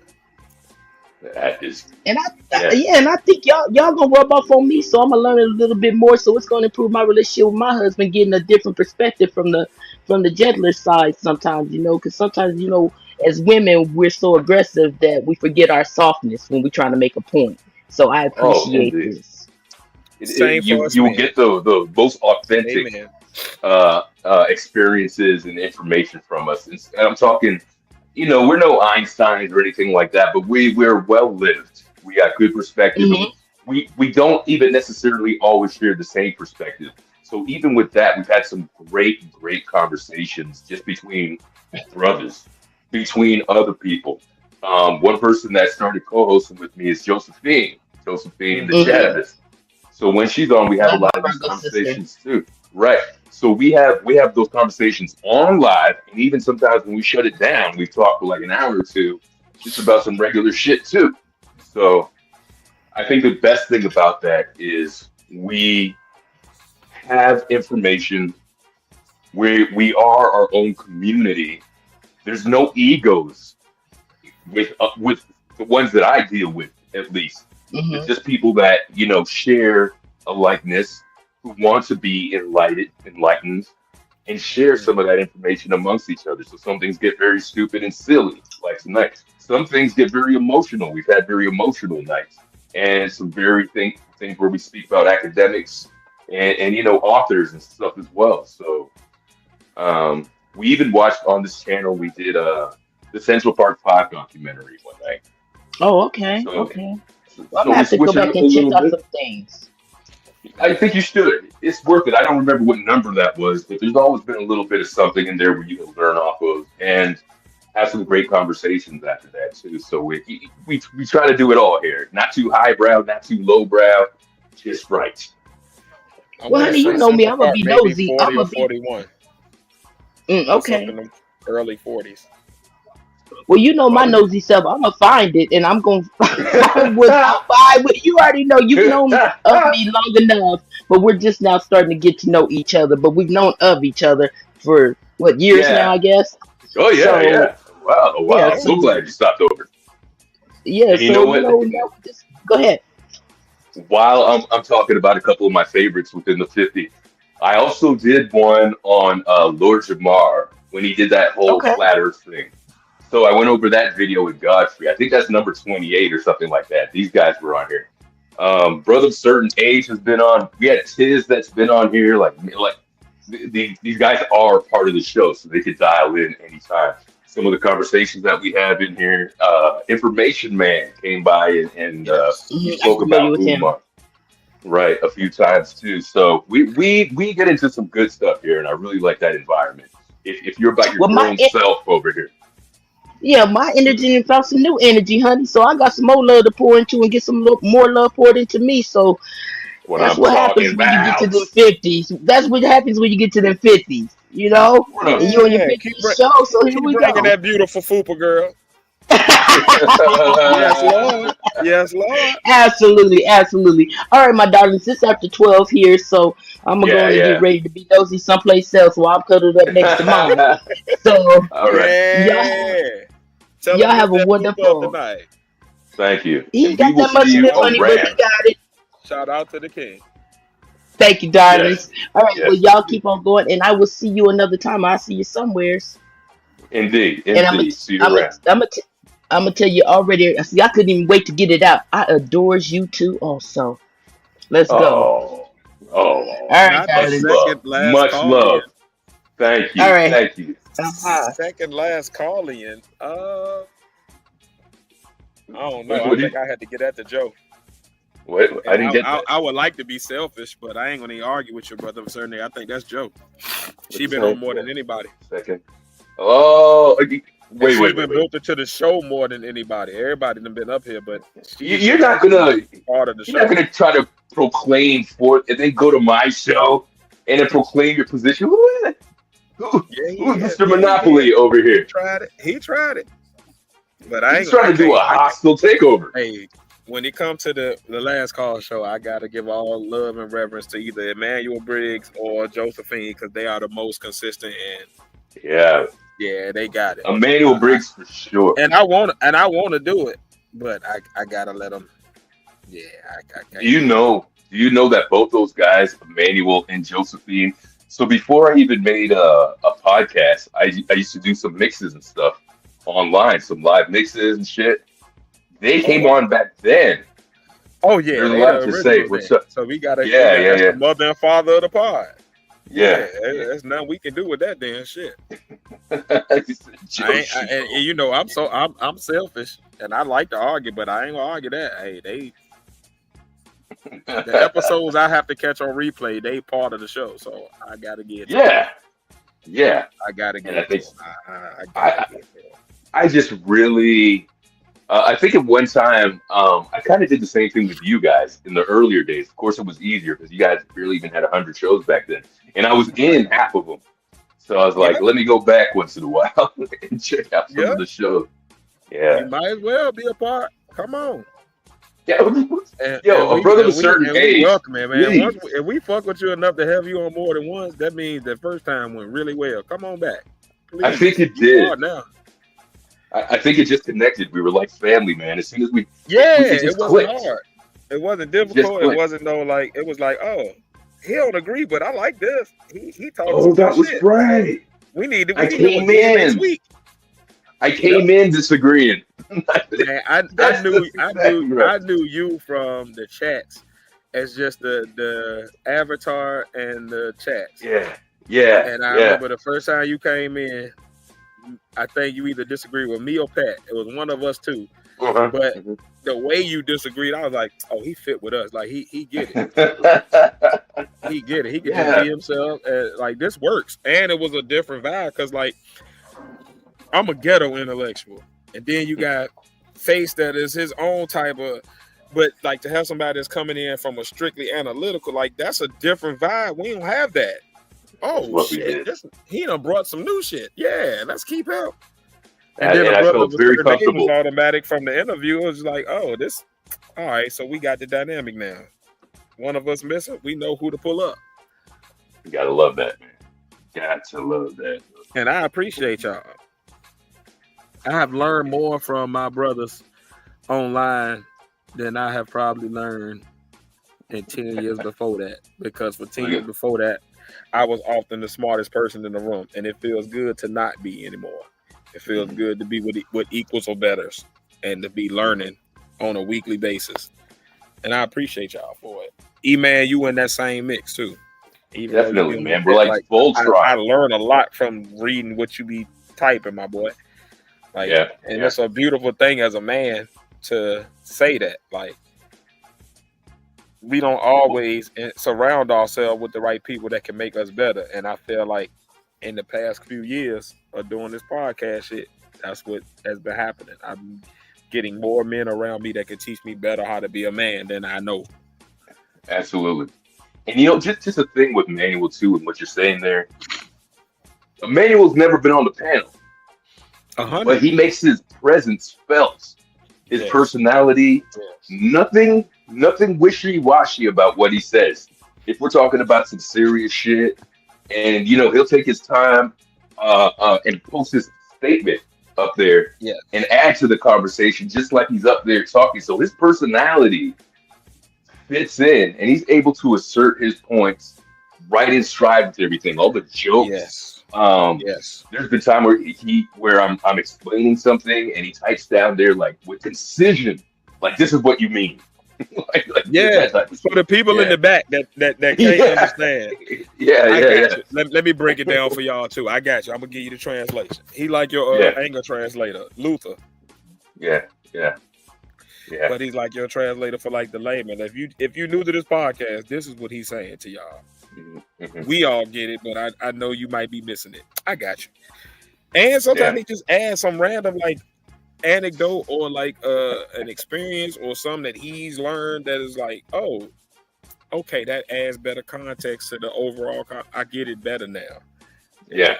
I feel like I know a little bit more now. Okay, I was getting it, but now we passed surface level because of that statement. So you cultivated a very dope community, and that's the key to anything.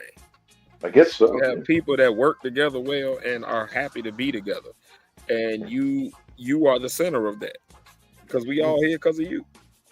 Yeah, man. Definitely get 50 niggas. It's 50. AKA Ferrari F50. 50 a probably average 2.5 hour podcast. I got Man. a couple 4 hours, a couple 3.5, a couple 2.5. Start adding up your actual hours, including your videos and your shorts. Like you're talking Shit. about like an extensive amount of opinion and thought and effort put into this. And that's why I say like you got to keep going. Like you've already shown yourself. Yeah. I want to do this because you could have quit at any time and it would have been easy and it wouldn't have been no hair off your back. Your life wouldn't have changed any, but you show up every week for us and we appreciate you. Oh, for each Because other. you don't man. have to. For each other, you know. That's real. That is real. I'm liking this. I'm liking this. So anybody to hear me out there again, thank you again. You know. Hey Teresa, send me some more FUPA videos, girl. I like them things. Yeah. Is that my girl got a FUPA too? is that a category on? Is that a category in Pornhub? Hey, it's the fifth. No, I don't know, but I'm gonna look it up. I'm gonna look it up now. I'm gonna add it to the playlist because damn, that sounds great. I like a little stretch mark, little tiger. I must have got disconnected last time. I don't know what happened, but I. Oh, you don't know? I know. I know. Somebody will rock and hide their hand. This damn internet. Damn internet. I know. He said that shit is slid smooth off, didn't it? Nah, but you know, another thing I wanted to say, like when so with the 50 and the 206, because I'm always gonna acknowledge Tiz and them dudes, the preparation that goes into one show. Because Tiz just said like this would maybe come back up because you was like, last call said, you know, about 2.5 hours of each show. What's the preparation? Would you say you're talking about 5 hours of preparation to do these shows, your research? You want to make sure you know what you're talking about. You want to make sure your opinion is informed. You want to make sure you're not sounding crazy. You also want to have some things that, and less we could admit that some of the shit that you write down that you want to touch, you never talk about. Never. Yeah. The cutting room floor is crazy. Like the a day. cutting room floor. You over prepare. So like this is stuff that creators, content creators, you know, understands. There's things that don't see the light of day. And so I want to acknowledge that too. So you said 2.5 hours of live. I'm saying another 2.5 of preparation. And so that's another thing that I want to acknowledge, that, you know, when it comes to doing this stuff, it's first of all, it's not easy.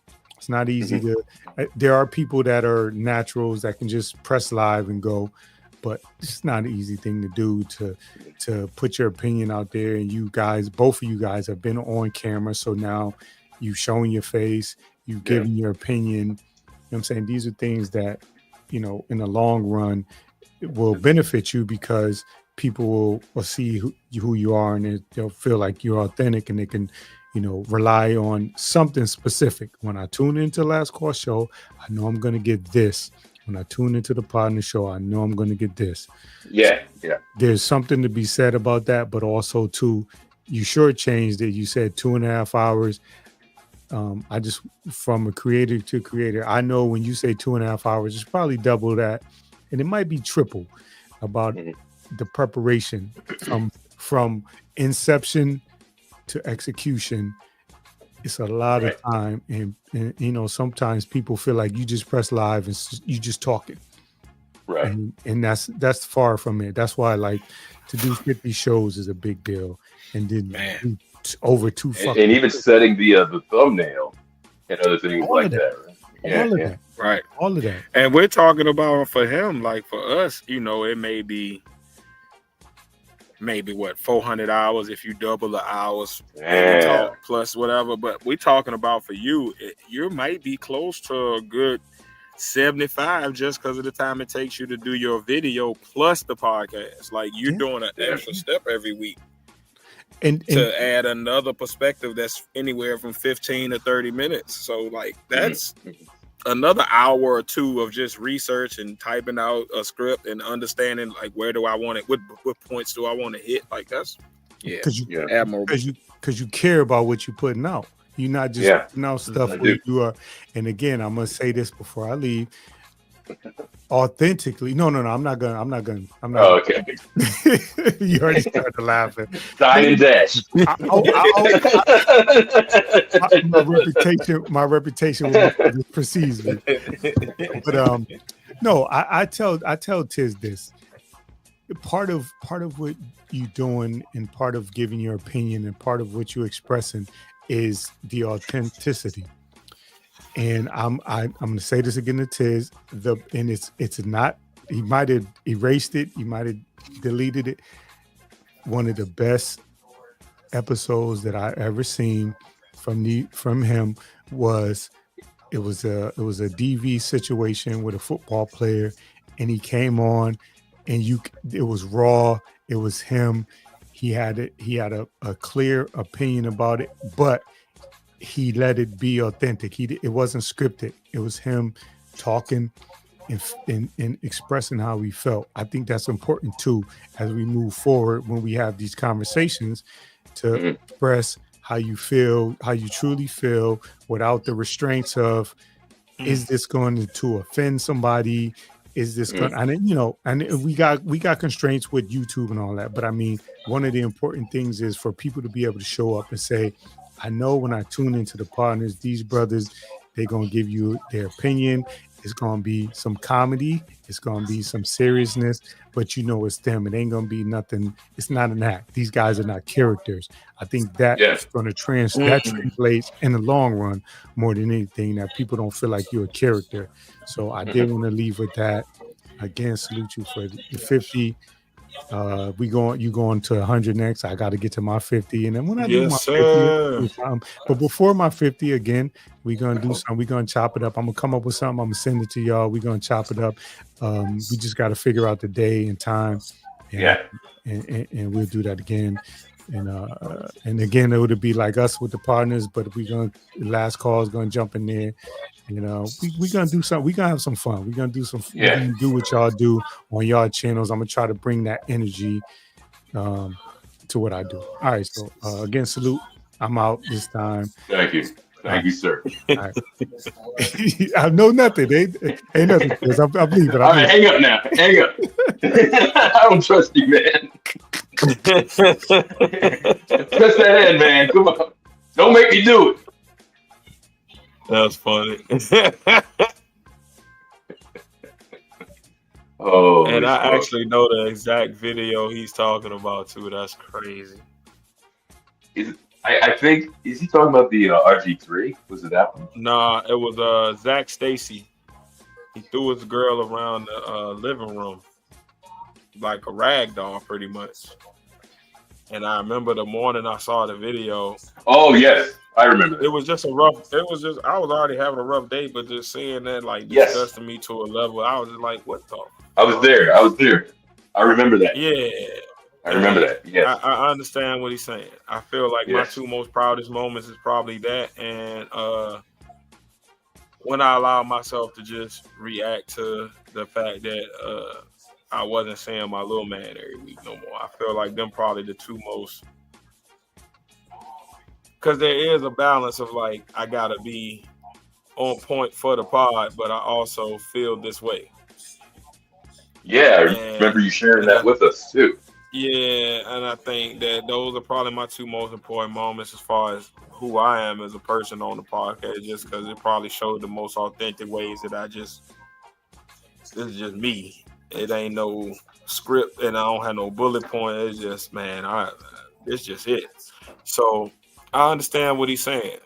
And I think that's something you've been really good at naturally, of like keeping a script, but you're very good at like integrating your stuff. And I think that's something I'm working on. But yeah, he right. That's definitely one of the biggest reasons I come here. I know whatever is gonna be said, you really feel that way. Even if I disagree with something you say, like I know you're being completely you, and this is genuinely how you feel. Yeah. And then we can discuss the rest, but this is what I mean by this, and this is exactly what I meant to say. Right. So I appreciate that, and that makes you want to come back, because it's like a lot of people don't do that, man. They don't. Well, I think because the thing that bonds us all together is our conscientiousness. Also, we're very thoughtful of what we're thinking. If I'm asking you a question mid conversation, like, just tell me more about that, whatever, you'll break from the story to explain some shit to be able to get back to the story for fuller context. And that's what we've been doing, unapologetically and honestly and acceptingly by all of us. And that's very important too. Yeah. Absolutely. I think it's the comfort though, because I'm comfortable with everybody. Like absolutely. There's never a point where I feel like if I share this, I'm gonna be judged negatively. I may be questioned, I may be challenged as a man, I may be given a difference of opinion on my perspective, but I never feel like I'm gonna be belittled because I feel this way. It's more like if somebody is contradicting this because they're contradicting me as a man and like, hey, these values don't say this. Why would you say this? What's leading you to this? Not, I think you, whatever, because you feel this way. And I think that's important. Like, I think this is probably the most supportive space I found in my life as far as being a man. Wow. Like, since I started podding and I met you and a brother of a certain age, and I've connected with my best friends even more. Like, this has been the most positive place weekly for me to like be able to talk and not always feel like I gotta say the right thing to make somebody else feel better or to make myself look good. It's just, let me say this thought and then my brother's gonna correct me as needed, but I can at least get it off without being judged. Yeah. And that is the most important thing for me as far as why I show up to your shit every week. Like, I know no matter what, everybody's opinion is going to be respected. And even if you disagree with all of them in the chat, you're going to still give them the proper care and respect that they deserve just because they did come from a human and that person felt away. Yeah. And whether it's E-Man strictly in the chat, whether it's Josephine as your panel member, whether it's you let me up from time to time, brother, certainly, like, you keep that same energy. And I think that's why people going to keep growing with you. Like, it feels comfortable. It feels safe. It feels like, all right, this is an okay place to be for me to be myself and not feel bad after I leave. Yeah. This feels good. I'm going to go again next week. Yeah. Yeah. And that's a blessing to have that gift. I think that's a gift because everybody can't do it, but you do it, my brother. Appreciate it. Appreciate it, man. You deserve all the flowers tonight, man. Like, you really have built something special, and the way you cultivate, and you keep the same energy in other chats. And that's something a lot of people don't do. The last call you meet here on the podcast or in his video or in his short is the same last call you're going to find in somebody else's chat or on somebody else's panel. His vibe don't change. His energy don't change. His perspectives don't change. Like, he's just him. And appreciate that. That's the greatest compliment you could give somebody. That's the dopest shit you could be, is like yourself everywhere. He don't got a code switch because he's just him. Appreciate that. And he's respectable enough to be in any position and not be out of bounds. And that's a gift for a human. So salute to you, my brother. Appreciate it. Appreciate 50,000 more, baby. 50,000 more. 100%, man. 100%. Thank you so much. And it's a couple things on that, I guess, before we close it out here. I wasn't even sure what to do with preparation. I know I'm not as big as a news head as I used to be. But I still, I'd be lying if I said I didn't check out a lot of news. Like, I just can't help it. Sometimes I'm bothered by it, but I'm a lot better than I was back in the day. But a lot of my preparations, I told you I liked what you guys did because you had a formula. You thought your show was all over the place and everything. I'm like, no. You guys come in, you do round robin on the table, you bring up an issue, you make sure everybody says their piece, and I don't know if you saw that until up to that time. Mine's pretty simple because okay. Mine's pretty simple because, well, first it was just for me.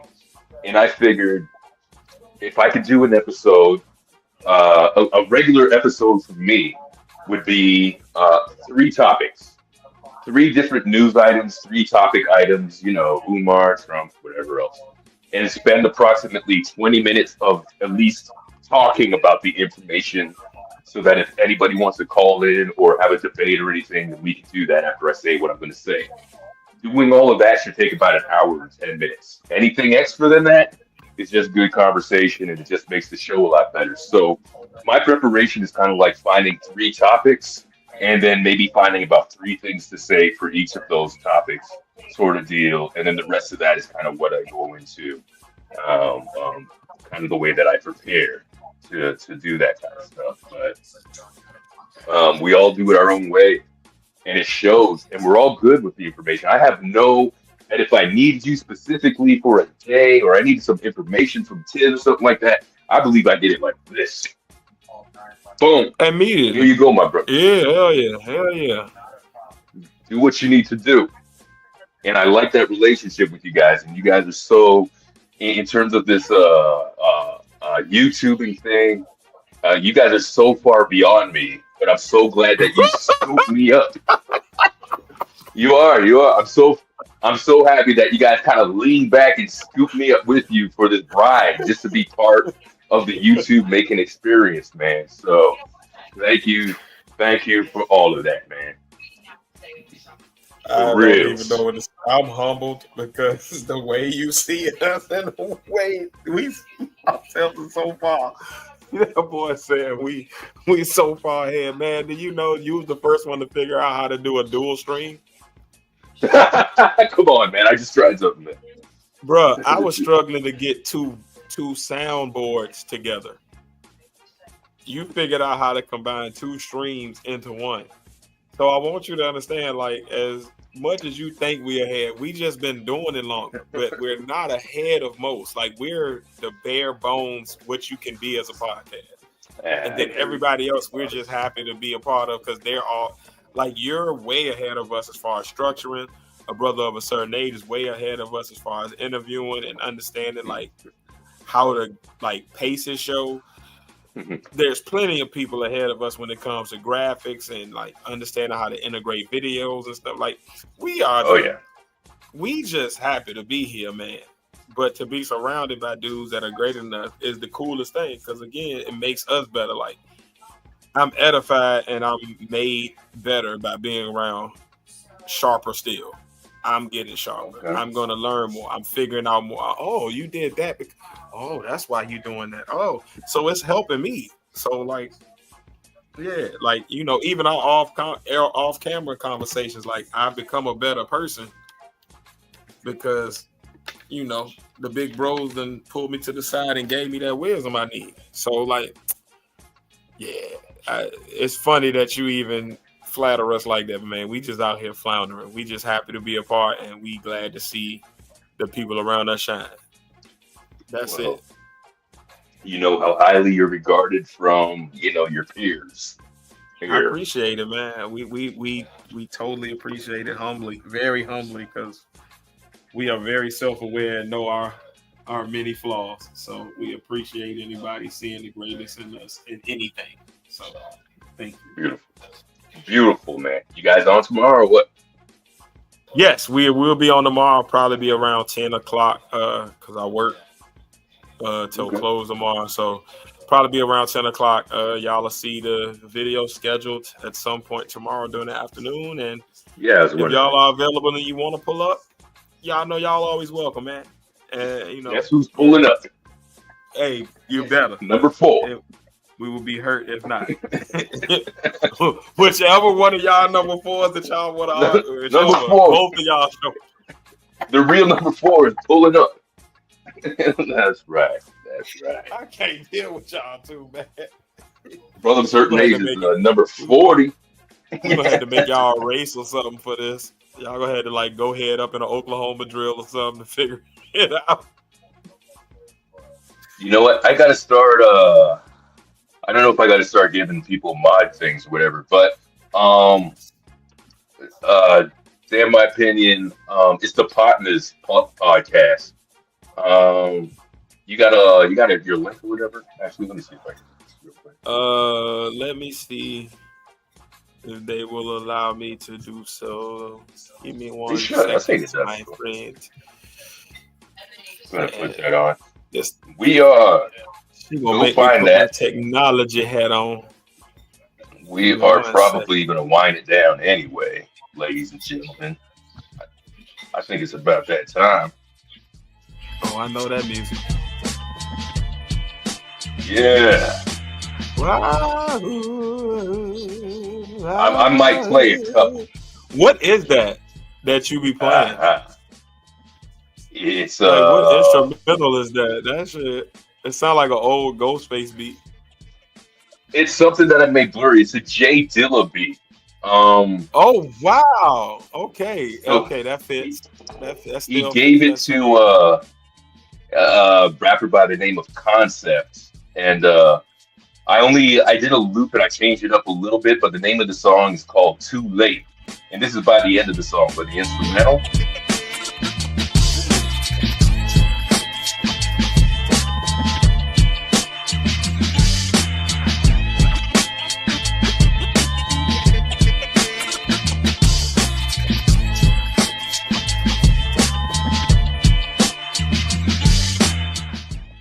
Definitely a head bobber. My opinion, you have the link over there. They normally go on about 9:30, 10 o'clock on Saturdays. And just a reminder for you and the people, I try to do Fridays consistently and start at about 9 o'clock. Now that summer's over, I might be a little more regular with it. I was out and about, but I'm never too far out, you know. Hopefully you got that. All right, cool. Thank you, Emmanuel. So just a reminder, we do this live once a week on Friday. This is what we do, and I told you the format of that already. Sometimes I try to pick at least 3 topics to go through and have discussions where people might call in, have a little debate with me, or have something more to add to the information as well. And we just have fun with that. And then I try to drop a video once a week for about 10 minutes just on some stuff. It could be real serious, or it could be some nonsense too, man. Otherwise, it's just what's going on, in my opinion, on it. If you're a music head, I suggest that you go check some of my shorts where I go digging in the crates for you guys. Just stuff that I may have heard and I would bring up, because I used to do a little bit of the music tip as well, right? And I like to share that stuff with you guys. Other than that, this is it. This is what we're doing. We are 50 episodes in. Again, if you didn't hear me, or even if you heard me earlier, thank you. Thank you for checking in on me. Special extra thanks to OG, Emmanuel Briggs, always in the house, always contributing and bringing good vibes. Is for being there from day one and allowing me to be part of your podcast and giving me that as well. Also, the HNIC, the head negress in charge, Josephine, who it was a little bit late, but she couldn't join us. But it's all cool. It's all cool. She's here and she adds and she does her things too. And anybody else who comes, hangs out, and adds to the good vibes that we have here as well. Appreciate you. See you guys. I'm going to keep doing this stuff, and I expect to see you guys out here one way or another. Let's stay connected. Be good to yourselves. Be good to each other. Be good to everybody else out there. Any last words, my brother? Man, shout out on 50. Here's to 50,000 more, man, and just keep grinding, my bro. We proud of you, man. Keep working. Will do. Thank you. Watch out for the partners. Tomorrow night, you will be there. After these instrumentals, I'm going to be saying peace. So here you go in the meantime. Peace out, Carter people.